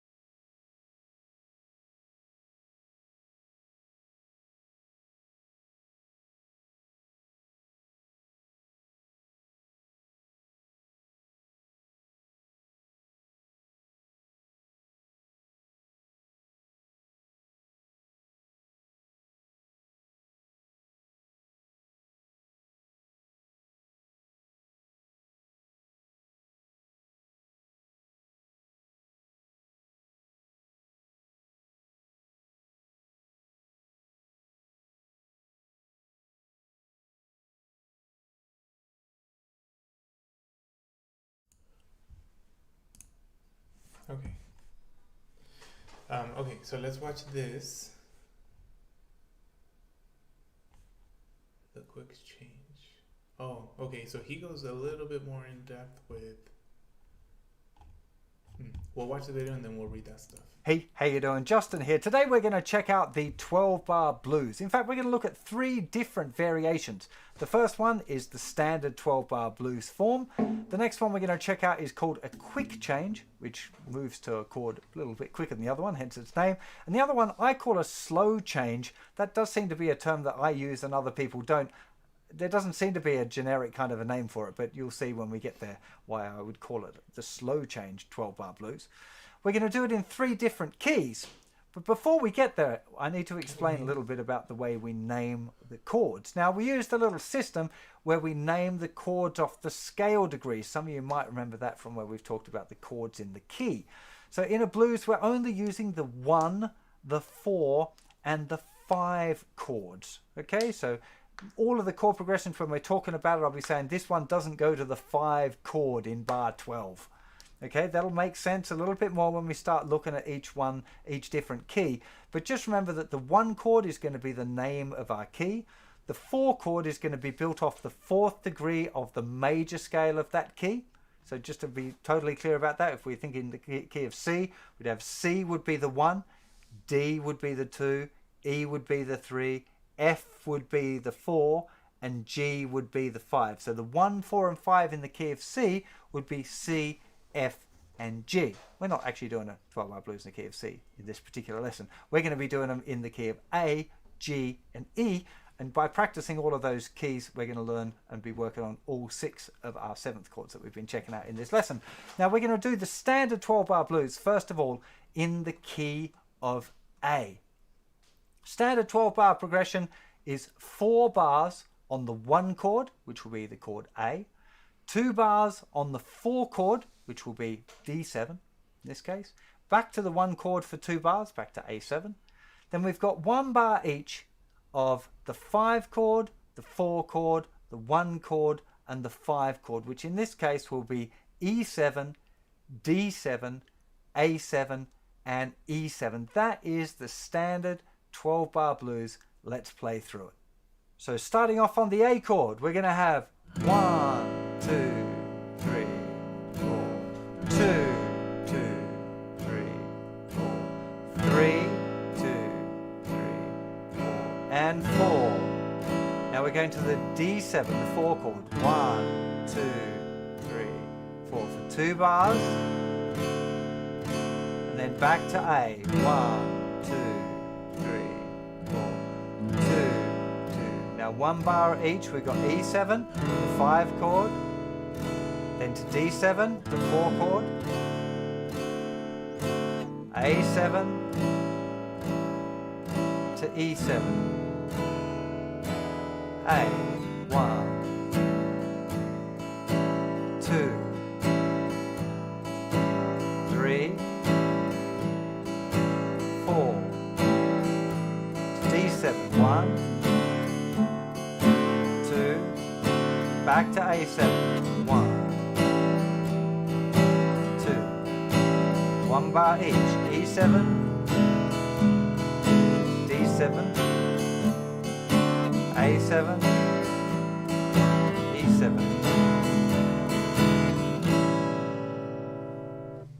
Now at first it might seem there's a whole heap of chords to remember, but what you're going to find is that you develop a feeling for when it's time to change chords. That won't happen straight away. Take a few weeks, maybe a few months, but you will develop that feeling, and it's a very, very good thing to learn. It'll help you with all sorts of other songs that you learn to play. A lot of our music... That's like flamenco players call that compás, where you feel the compás, because in flamenco there's 12 beat cycles. Blues has 12 bar cycles, and in flamenco they say the same thing. You know, it's like you have to practice and study it and whatnot, and eventually the goal is to kind of internalize the compás and feel the compás. And I'm hearing the same thing with the blues. He's saying that eventually you're gonna feel it. You're gonna know when to change from one chord to the other. Which makes sense. Music is based maybe a few months. but you will develop that feeling, and it's a very, very good thing to learn. It'll help you with all sorts of other songs that you learn to play. A lot of our music is based on groups of 4 bars, groups of 8 bars, groups of 12 and 16, groups of 4 basically.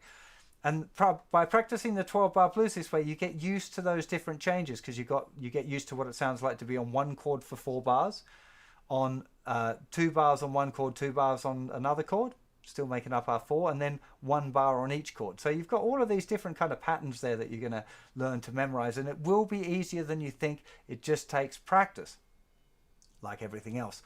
So the first step I would recommend you go through is playing your 12-bar blues in the key of A, just doing strumming on the beat the way I did it first of all.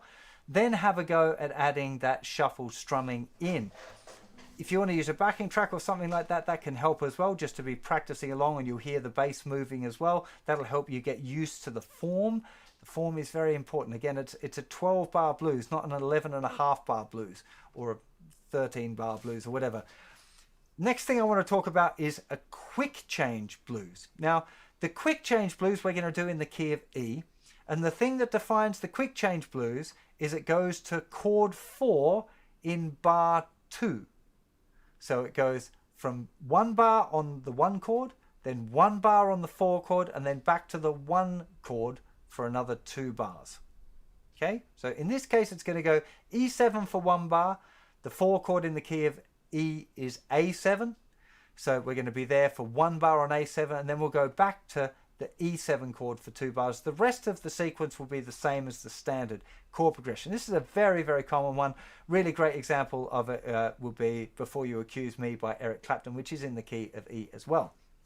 So let's have a play through of that now. So we'd have E, 1, 2, 3, 4 to A7, 2, 3, 4, and back to E7, 2, 3, 4. There's the second bar, 2, 3, 4. Rest is the same as the standard progression. 2 bars of A, 1, 2, 3, 4, and then back to E, 2, 3, 4. 2 bars there. Now we go to B7 for 1 bar, A7 for 1 bar, E7 for 1 bar, B7 for 1 bar. Okay, so the order of chords, as in like whether it's 1, 4, 5, is exactly the same as a standard 12-bar blues, except for bar 2, where it goes to the 4 chord early. Okay, there's a quick change to the 4. Again, first point would definitely be playing it just like I did there, where you're just playing on the beat. It's not very groovy. It's about learning the chord progression and making sure you're making the changes at the right time. As soon as you hit with that, you could start putting on that bit of that shuffle rhythm.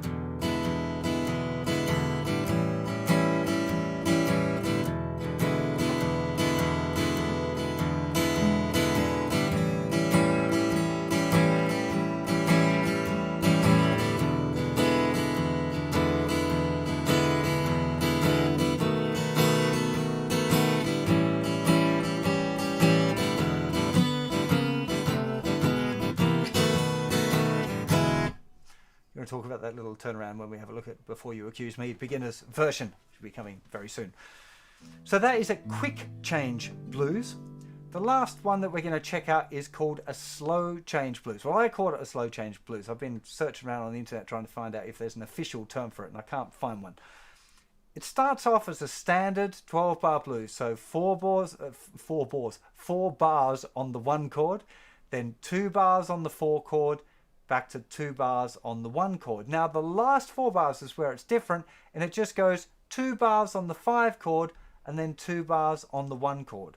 So you end up kind of having 6 bars in a row of the 1 chord, bars 11 and 12, and then 1, 2, 3, and 4. Quite a long stay there on the 1 chord.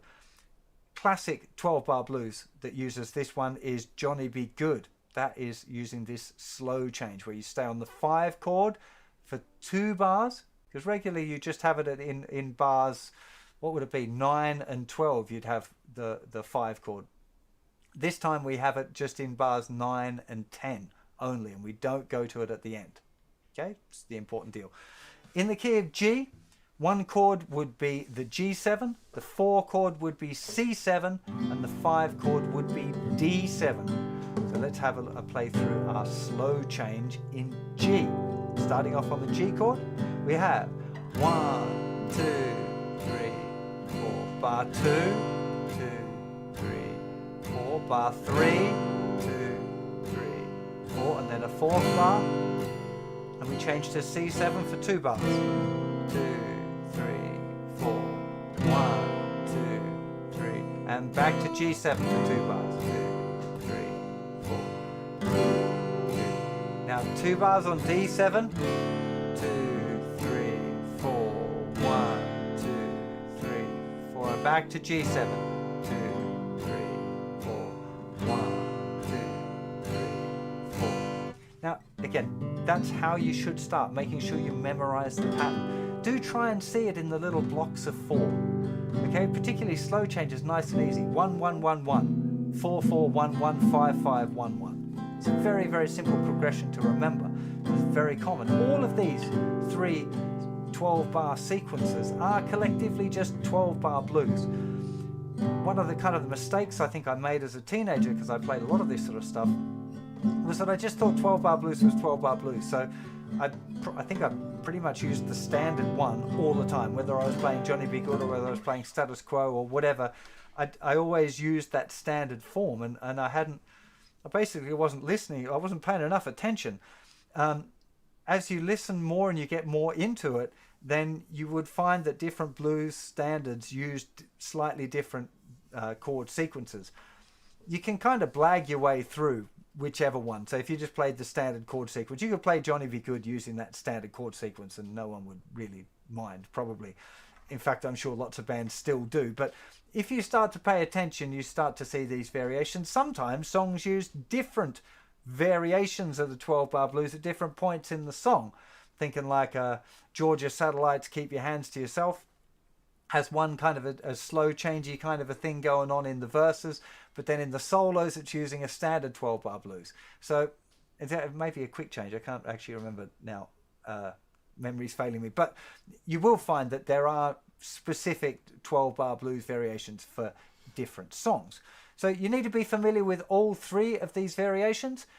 In the songs part of this little lesson, I'm going to talk about a little bit more about specific songs that use each one of those different chord progressions for you to sink your teeth into. But there are, I don't know, hundreds, thousands, probably tens of thousands of blues songs that use the 12-bar blues sequence for you to learn. So a little bit it's about finding the ones that you really connect with. It's loads of fun. Do practice now your standard 12-bar blues in the key of A, your quick change in the key of E, and the slow change in the key of G, but then have a go at mixing it up. So maybe do your quick change in the key of A, and then maybe do the quick change in the key of G. Just have a muck around. The blues is very malleable. It's very free form. Even though I'm kind of giving you set things, you can definitely play around with it. So experiment as much as you like and see what you can come up with. There are no rules here. So maybe you end up changing the form of the 12-bar blues completely and come up with your own song. That'd be pretty cool. I should do that myself. Anyway, I hope you enjoyed this lesson about the 12-bar blues and that you've got some songs to have a bit of fun with when it comes to practice time. I'll see you plenty more very soon. You all take care of yourselves. Bye-bye.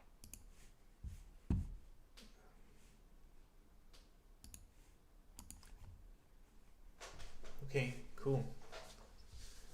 So I like that he has 3 different ones and 3 different keys. And they're all, I can see now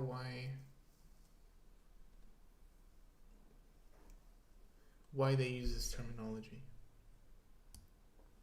Like I've heard this been thrown around before, like in other videos that I've seen. And it's making sense now. Because instead of it's the same chords in whatever key. It's the 1 chord, the 4 chord, and the 5 chord in whatever key. So there's no need to, I don't know, that's just really convenient. It's pretty cool.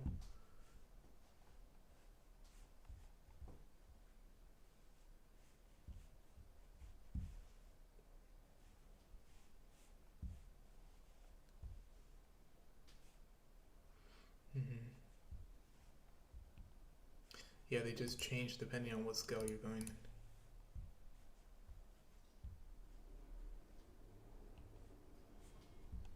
Okay, so this is a standard one. And the quick change. Okay.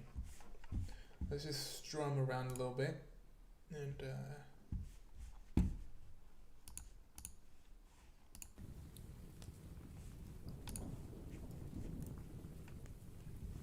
And get familiar with like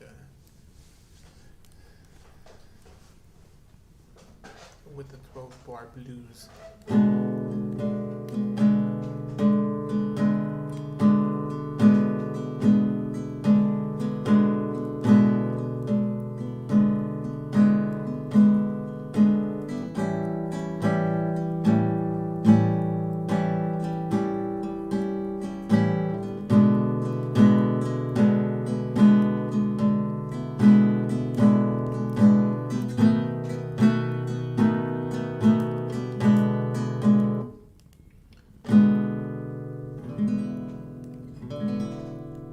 So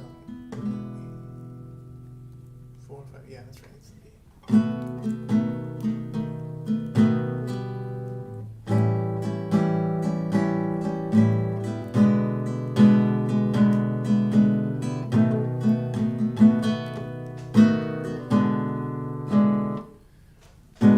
I like the quick change one.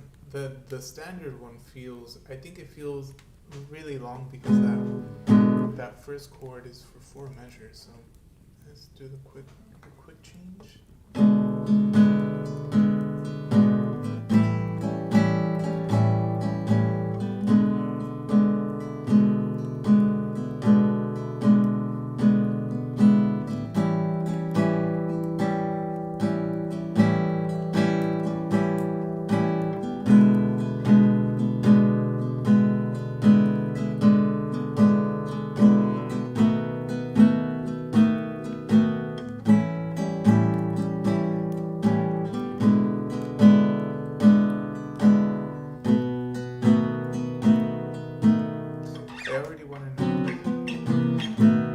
I already want to know that turnaround that he did. It doesn't feel quite complete, you know. It reminds me of some of the other flamenco stuff, because they also have particular turnarounds, I guess, you know. They're just not called turnarounds.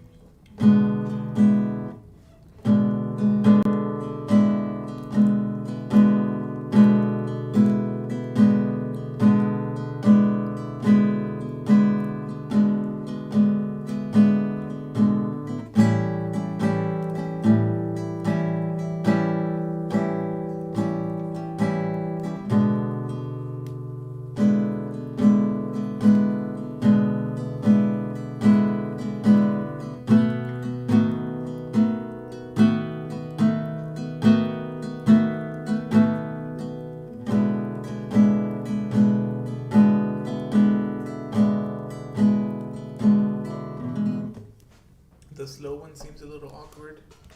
I think I like the quick change much better.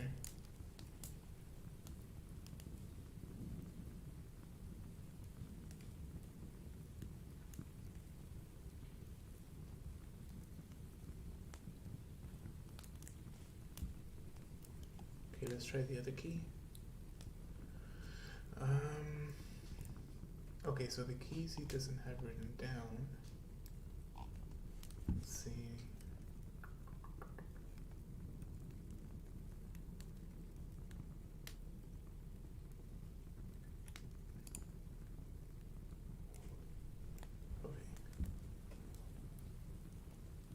Okay, so the key of E is what we've been doing.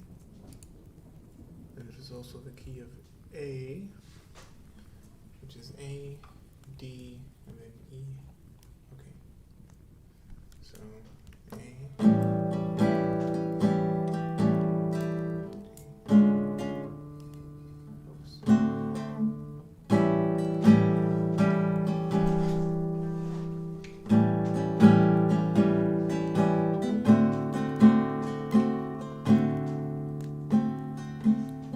Oops. Okay, hold on.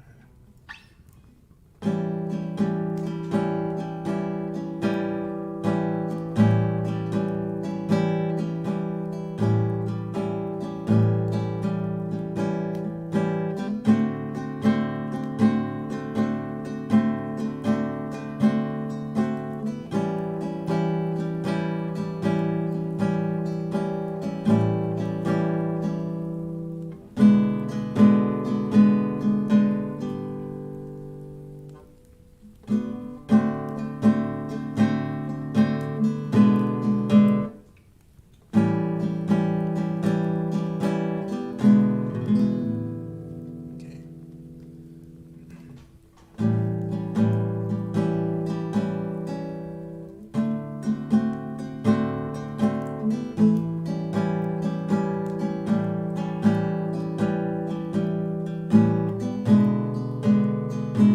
Oh no. Okay.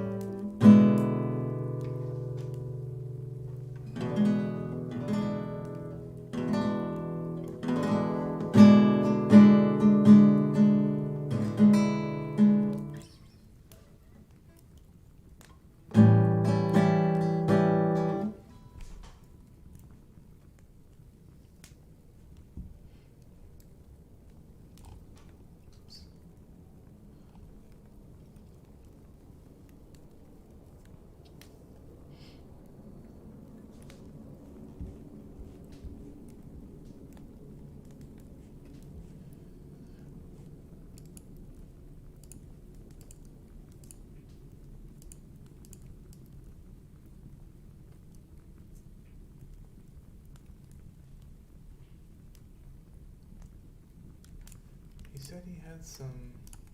So let's have a playthrough up. As you listen more and you get more into it, then you would find that different blues standards used slightly different chord sequences. You can kind of blag your way through whichever one. So if you just played the standard chord sequence, you could play Johnny Be Good using that standard chord sequence and no one would really mind, probably. In fact, I'm sure lots of bands still do. But if you start to pay attention, you start to see these variations.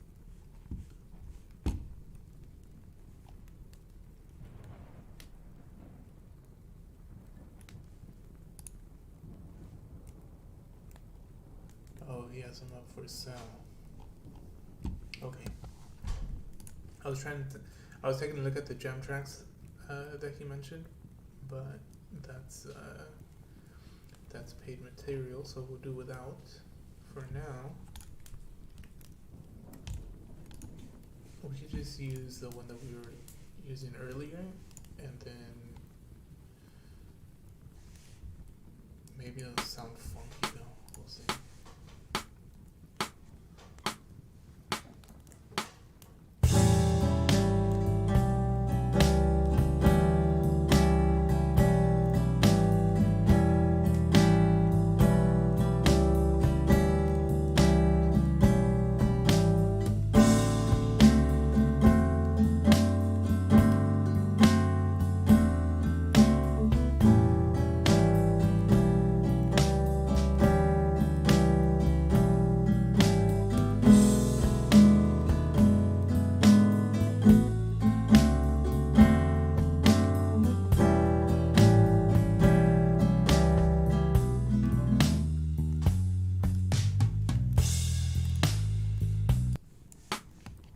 So we'll do it in the key V again.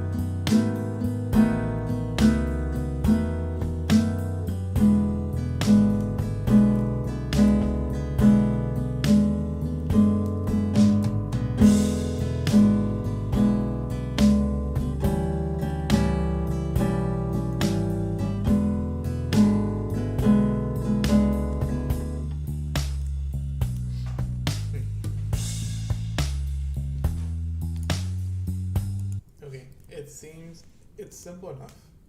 I need to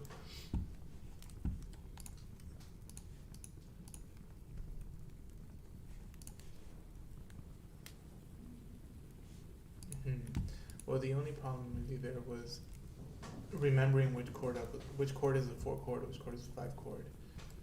The 1 chord is just kind of in the key of E. It's the easiest. When else in the other keys, it's kind of hard.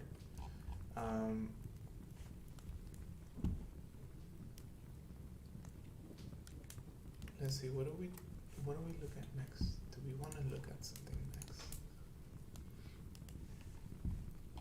I do kind of want to learn that turnaround just to make things a little bit more fun, you know.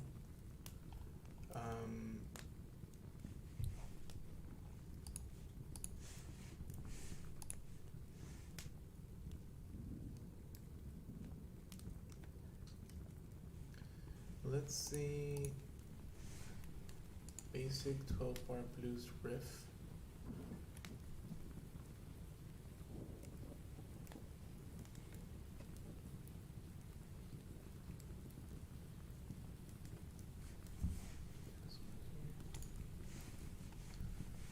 Whoops. This one.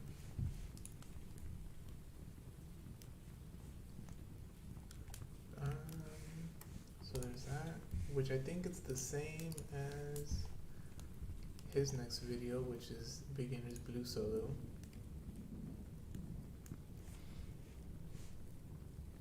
No, the riff is different, right? Riff is kind of like chords and stuff. Hi, I'm Nate Savage, and welcome to video 4 of the Blues Guitar Quick Start series. So far throughout the series, we've been really focusing on learning the 12-bar blues progression and applying our power chords and dominant 7th chords to that progression. It's important that you learn how to dress up your rhythm blues guitar playing, and one way to do that is through blues riffs. In this lesson, we're going to learn the most basic blues riff, and in the next lesson, we're going to dress that riff up even more. Now, for this basic blues riff we're going to be learning, there's quite a bit of stretching involved, so don't feel bad if you can't get it right away. Just know that it may take some work to get that stretching down. What we're basically going to be doing is outlining the chords throughout the 12-bar blues progression with this riff, and we're going to be applying a heavy shuffle rhythm to this riff too, so keep that in mind. We're also going to be introducing some muting to give your style a bit more of a bluesy sound. Let's just jump right into this. So in our 12-bar blues progression, the first 4 measures are over a 1 chord. So we need to learn this riff that goes over the 1 chord, and it's pretty simple. You're going to start off with just an E power chord, and you're going to play that twice with a swung fill.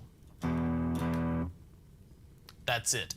The next little half of this riff, you're going to leave your index finger where it is and then come down on the 4th fret of that A string right there. And you're going to do the same thing. You're going to play 2 swung 8th notes. And believe it or not, that's basically the entire riff. You're just going to repeat it over and over again. So the whole little chunk is this.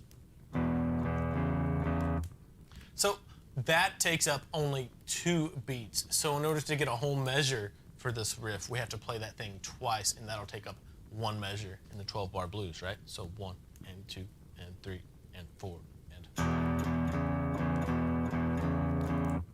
So if that takes up 1 measure, we have 4 measures of the 1 chord.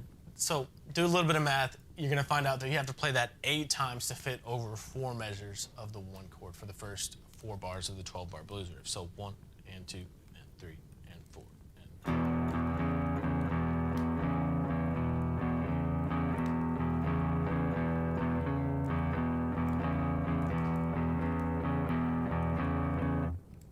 All right, now the 12-bar blues riff switches to the 4 chord. In this case, that's an A chord, right?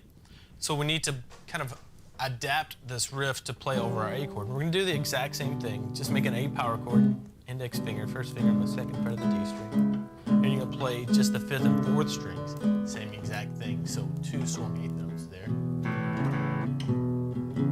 Then you're going to come down on the 4th fret of the D string. And again, play 2 more swung 8th notes. And that's your basic riff over the A chord. And again, we have to play that twice to fill up 1 measure. So if we have 2 bars of A, we're gonna have to play this 4 times.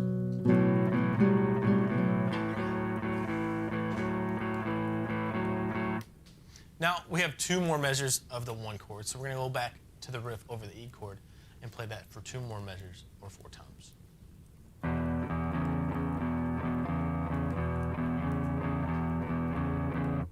And here is where the stretching part comes in that I was talking about. When we go to the 5 chord, the B chord, what we're going to have to do is make a B power chord. But because of the stretch that's coming up, we have to make it with your 1st and 2nd fingers instead of your 1st and 3rd fingers. So 1st finger on the B note there on the 2nd fret of the A string, and your 2nd finger on the 4th fret of the D string. And that's going to be your first 2 swung 8th notes over the bar of B. From there, here's the stretch. You have to stretch your pinky all the way up to the 6th fret for the next 2 swung 8th notes. So that may take a while to get that stretch down, but just work on going between those 2 8th notes and these 2.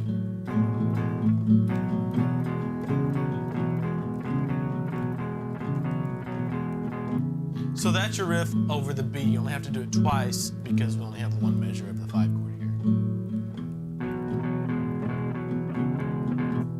Now we have a measure of the 4 chord. So go back to your A riff and play 1 measure of that.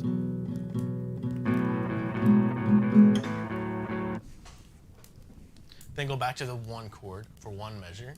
Okay, so this guy, hold on, I kind of want to go back. The power chord thing is more electric guitar than, I mean, I guess it sounds fine in the acoustic, but it's just not really what I want to be learning right now. I feel like going through this video first. I think this will be more.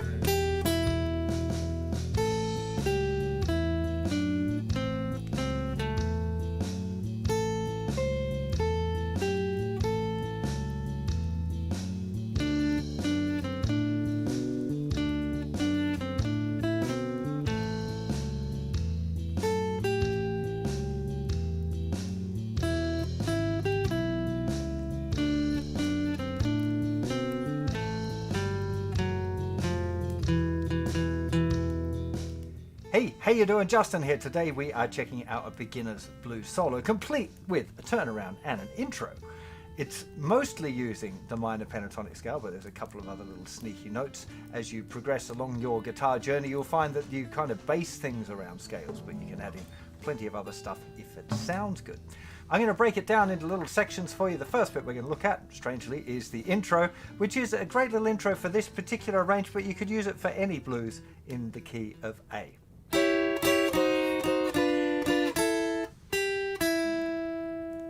Okay, so we're starting with what essentially is a D7 grip, but with the first finger is going to be in the 8th fret. So the 8th fret of the 2nd string, first finger, 2nd finger is going down the 9th fret on the 3rd string, and 3rd fingers go on the 9th fret on the thinnest string. This is actually an A7 chord, another way of playing an A7. So we're going to play that twice, probably 2 downstrokes. Just playing those thinnest 3 strings. Then we're going to move it down 1 fret and do another 2 downstrokes. Move it down another fret and another 2 downstrokes. Then we're going to play, the first finger is going to bar the thinnest 2 strings at the 5th fret. And then we're going to play 8th fret on the 2nd string, followed by 5th fret on the 2nd string. You could use your little finger there, or your 3rd finger, it doesn't really matter. Now, first step would be just getting the chords right, getting the shape okay. You should be fairly confident with that if you've already checked out your D7. It's not a particularly hard shape.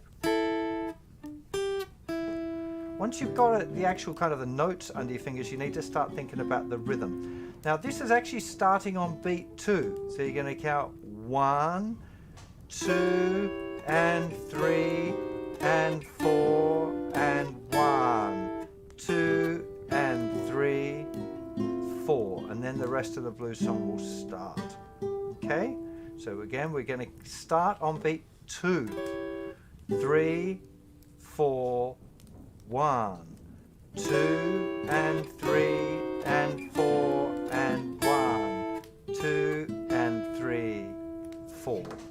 Now I want you to just stick with that, but if you're a bit more confident, you've done something like this before, you can muck around with these notes. Oh, whoops.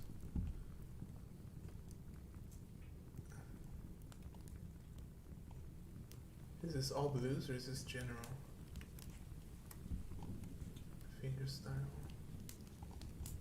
No, this seems like general. I thought it was blues specific. That's why I clicked it. I probably should just learn general kind of guitar stuff as well, but we'll do that some other time. Or you could do any order of those.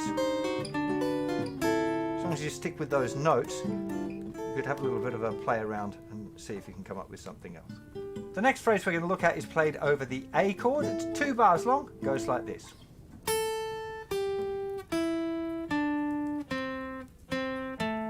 Okay, it's straight down the minor pentatonic, which I'm hoping you're familiar with a bit by now. First finger, 5th fret of the thinner string. Third finger or little finger on the 8th fret of the 2nd string. Okay, so he's teaching this with the assumption that I know what the minor pentatonic scale is, and I do not. The A minor, for this solo, we'll be playing in the key of A, mostly working with the A minor pentatonic. Let's see what this is.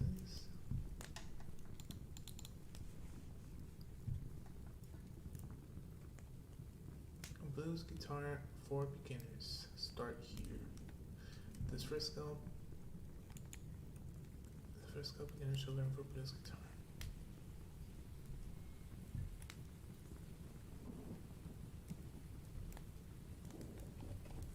Okay, let's see what this scale is.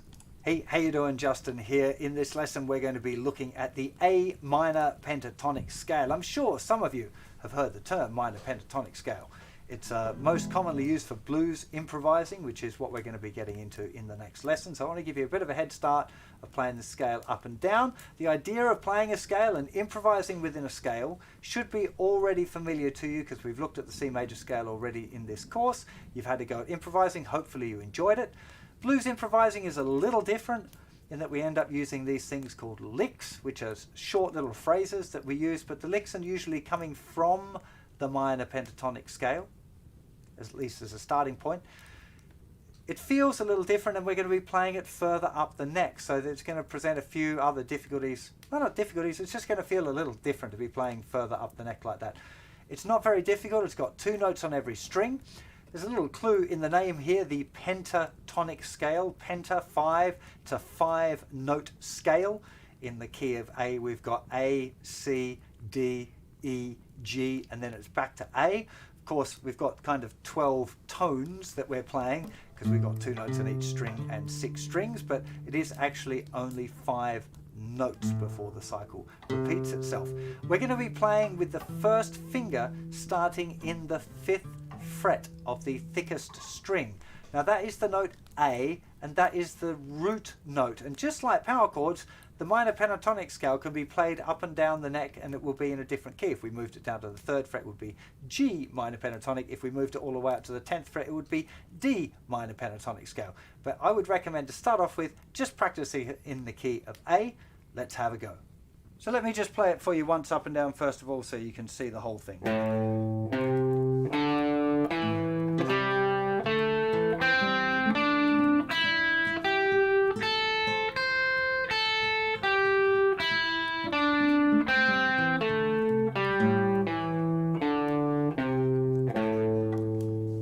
So we're starting here with the first finger on the 5th fret, the thicker string. Then little finger goes down in the 8th fret on the same string. I'd recommend just using all down picks while you're learning the shape, and then we'll talk about alternate picking in just a sec. Then we've got first finger, 5th fret, 3rd finger, 7th fret on the 5th string. Exactly the same pattern on the 4th string, so first finger and 3rd finger on the 5th and 7th fret respectively. Same pattern again on the 3rd string, first finger, 3rd finger, 5th fret and 7th fret. Now on the 2nd string, first finger, little finger. Okay, little finger's going down the 8th fret, and the same pattern now on the thinner string.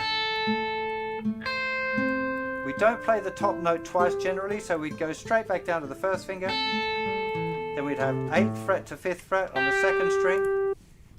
Okay, so that's simple enough. Okay, so then, so he's using that scale to do this solo. That's basically what it is.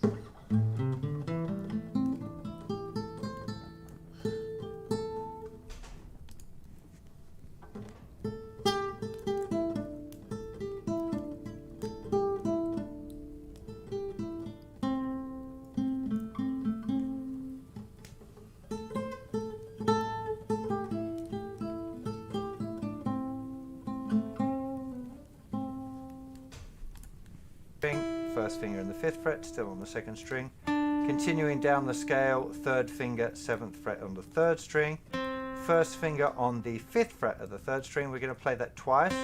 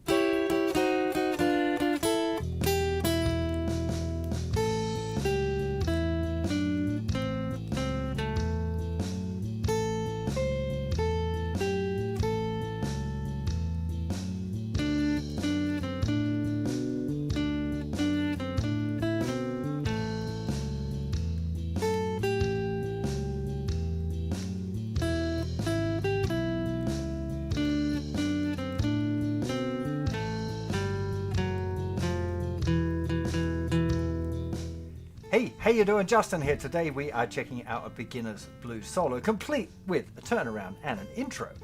It's mostly using the minor pentatonic scale, but there's a couple we're going to look at is played over the A chord. It's 2 bars long, goes like this.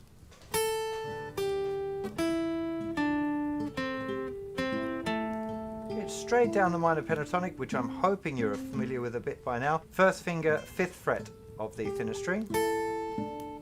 3rd finger or little finger on the 8th fret of the 2nd string, first finger in the 5th fret, still on the 2nd string. Continuing down the scale, 3rd finger, 7th fret on the 3rd string, first finger on the 5th fret of the 3rd string. We're going to play that twice before finishing on the note A, 3rd finger, 7th fret, 4th string. This is starting on beat 1.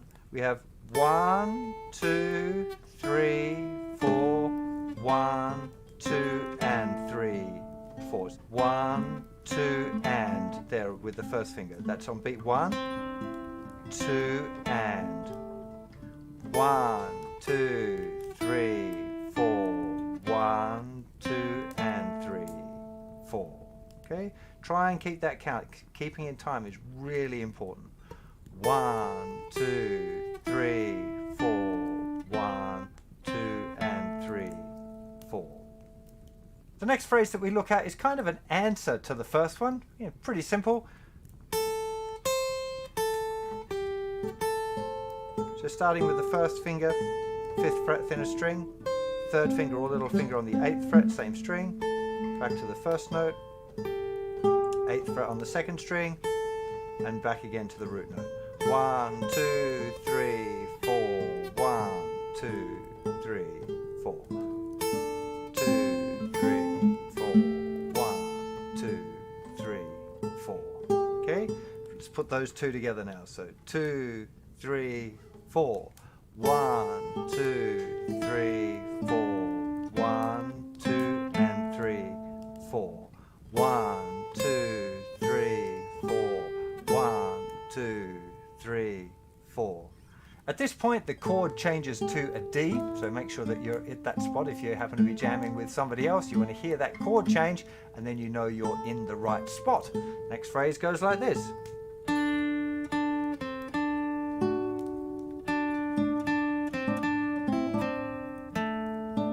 Okay, 7th fret on the 3rd string with the 3rd finger. Play it again, 1st finger, 5th fret, and then back. 1, 2, and 3, 4. The second half of the phrase starts exactly the same,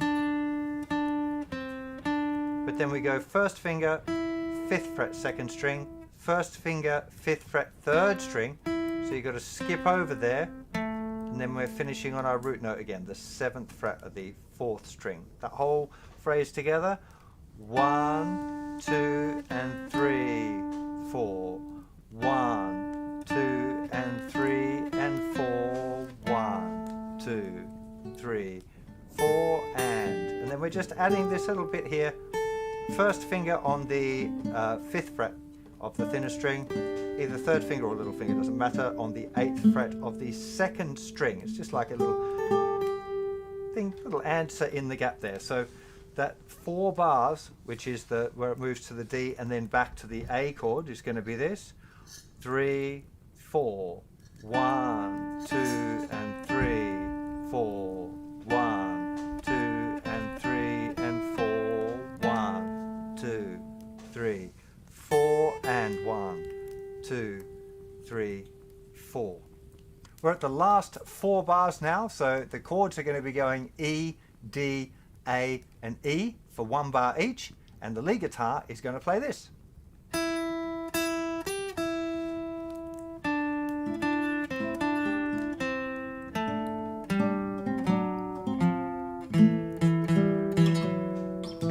Okay, so we're starting first finger, 5th fret 2nd string, then 3rd finger or little finger on the 8th fret of the 2nd string again. 1, 2, and 3, 4. Now same as we had before. 1, 2, and 3, 4.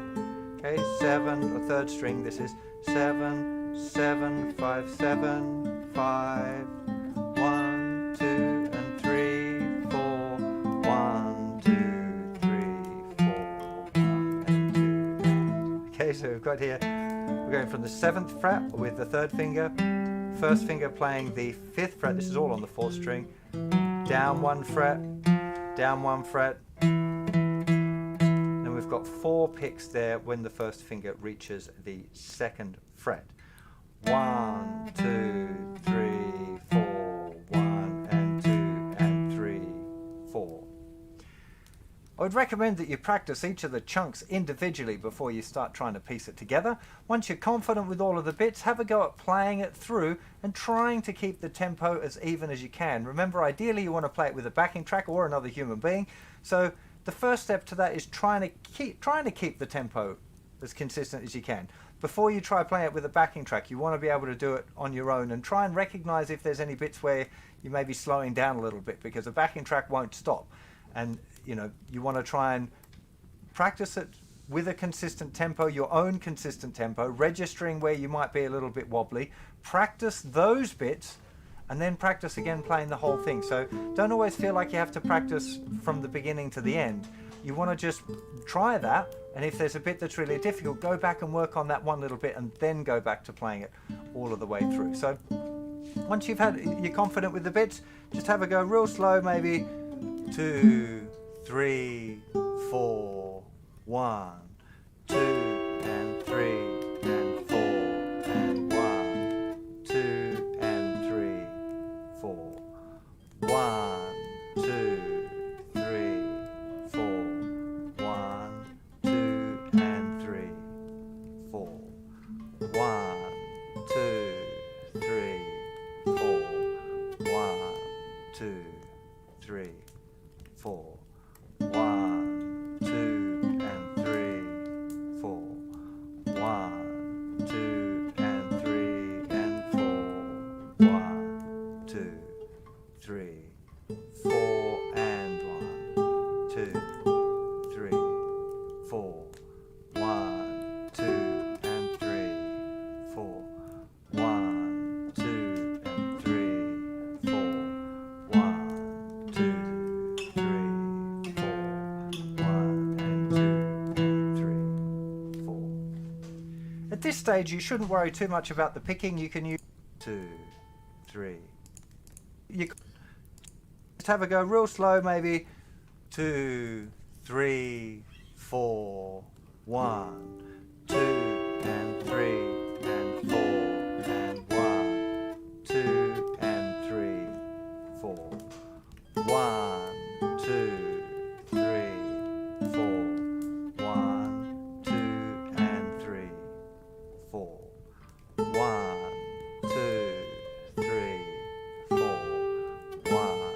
2, 3, 4.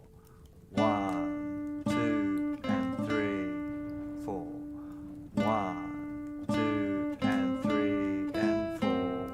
1, 2, 3, 4, and 1, 2, 3, 4. 1, 2, and 3, 4. 1, 2, and 3, 4. 1, 2, 3, 4. 1, and 2, and 3, 4. At this stage, you shouldn't worry too much about the picking. You can use all down picks. If you want to incorporate some upstrokes as well, that's totally fine. Doesn't really matter. Important things are trying to get the notes right, to pick the right strings and not let the open strings be ringing out all of the time and hitting the wrong ones, and making sure you stay in time. Now, that said, this is supposed to be an example of a blues solo. It's not really a set thing that you have to learn. If you want to play around with it a little bit, experiment by changing up the rhythm, adding in some extra notes, all of that sort of stuff is cool. In fact, it's to be encouraged, but I would recommend having a go at playing it as written first of all. Okay, let's have a go at playing it through at 60 beats per minute. The original is 94, so let's have a go at doing that now.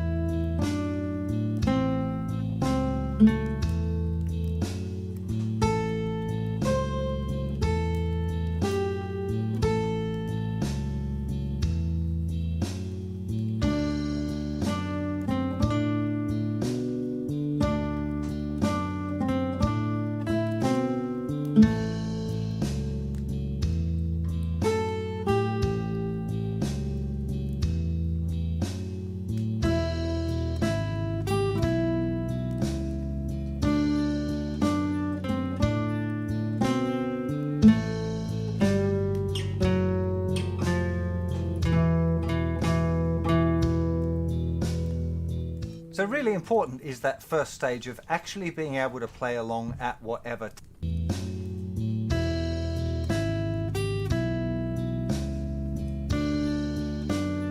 just wanted to see what this was. I thought it was cool. That's not. It's just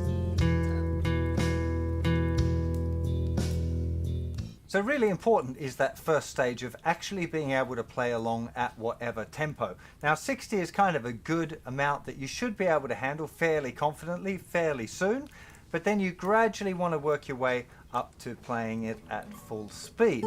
Now one thing that I want to mention that I noticed myself doing, that even though I'm trying not to, is adding things like vibrato and little curls on the notes, little inflections.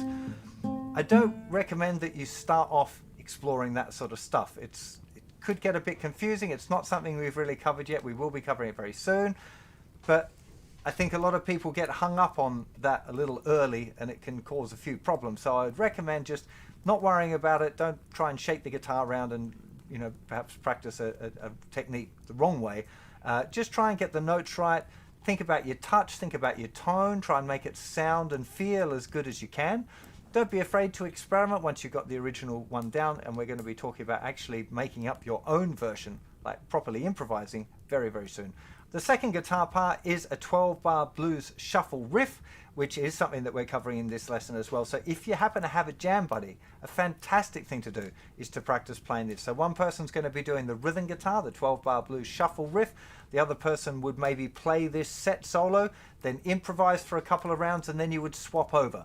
For most beginners, that will involve stopping. As you get better, you might be able to find that you can, whoever's playing the lead guitar can kind of join in on the rhythm so it becomes seamless. Yeah, that would be cool. Okay. That's a...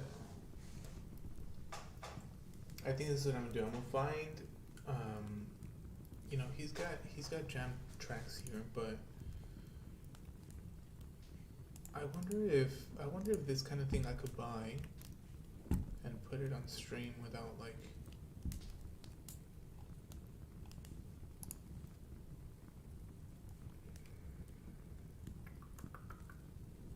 a dirty blues, a late mad blues.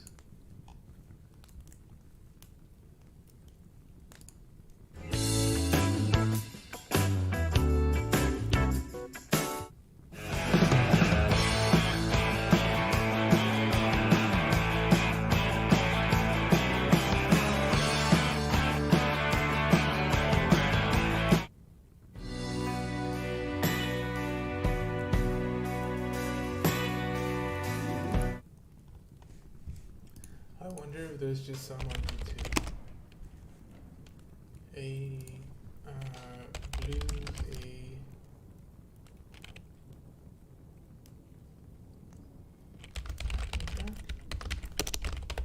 is that the one we want? Straight blues and A backing track.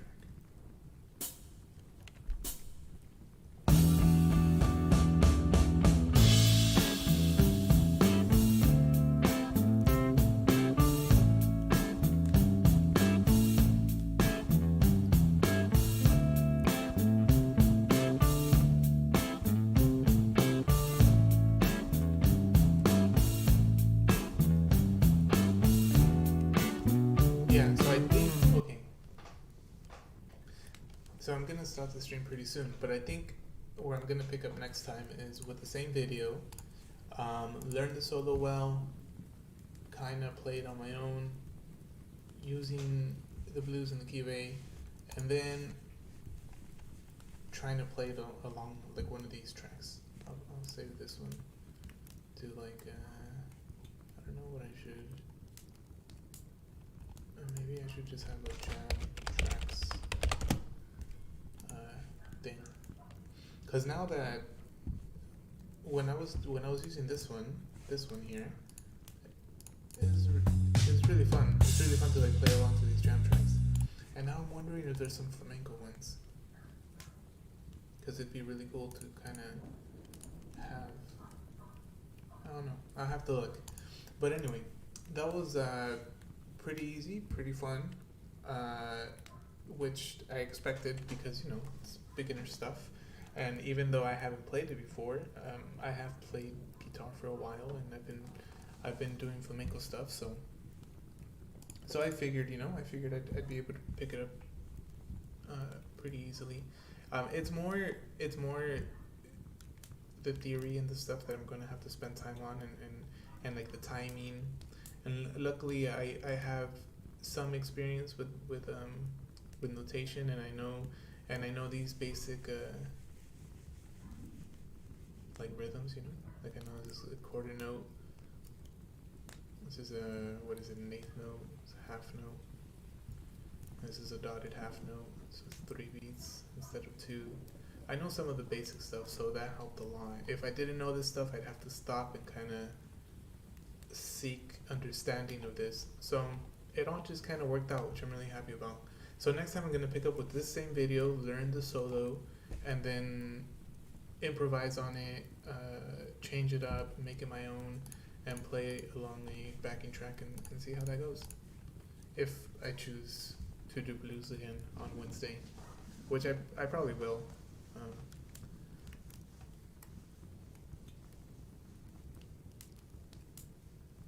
Maybe I'll do, I don't really know how I'm going to do it. Maybe I'll just do blues for a while, and then I'll go back to flamenco for a while, and then do blues for a while, then flamenco, and kind of cycle through it.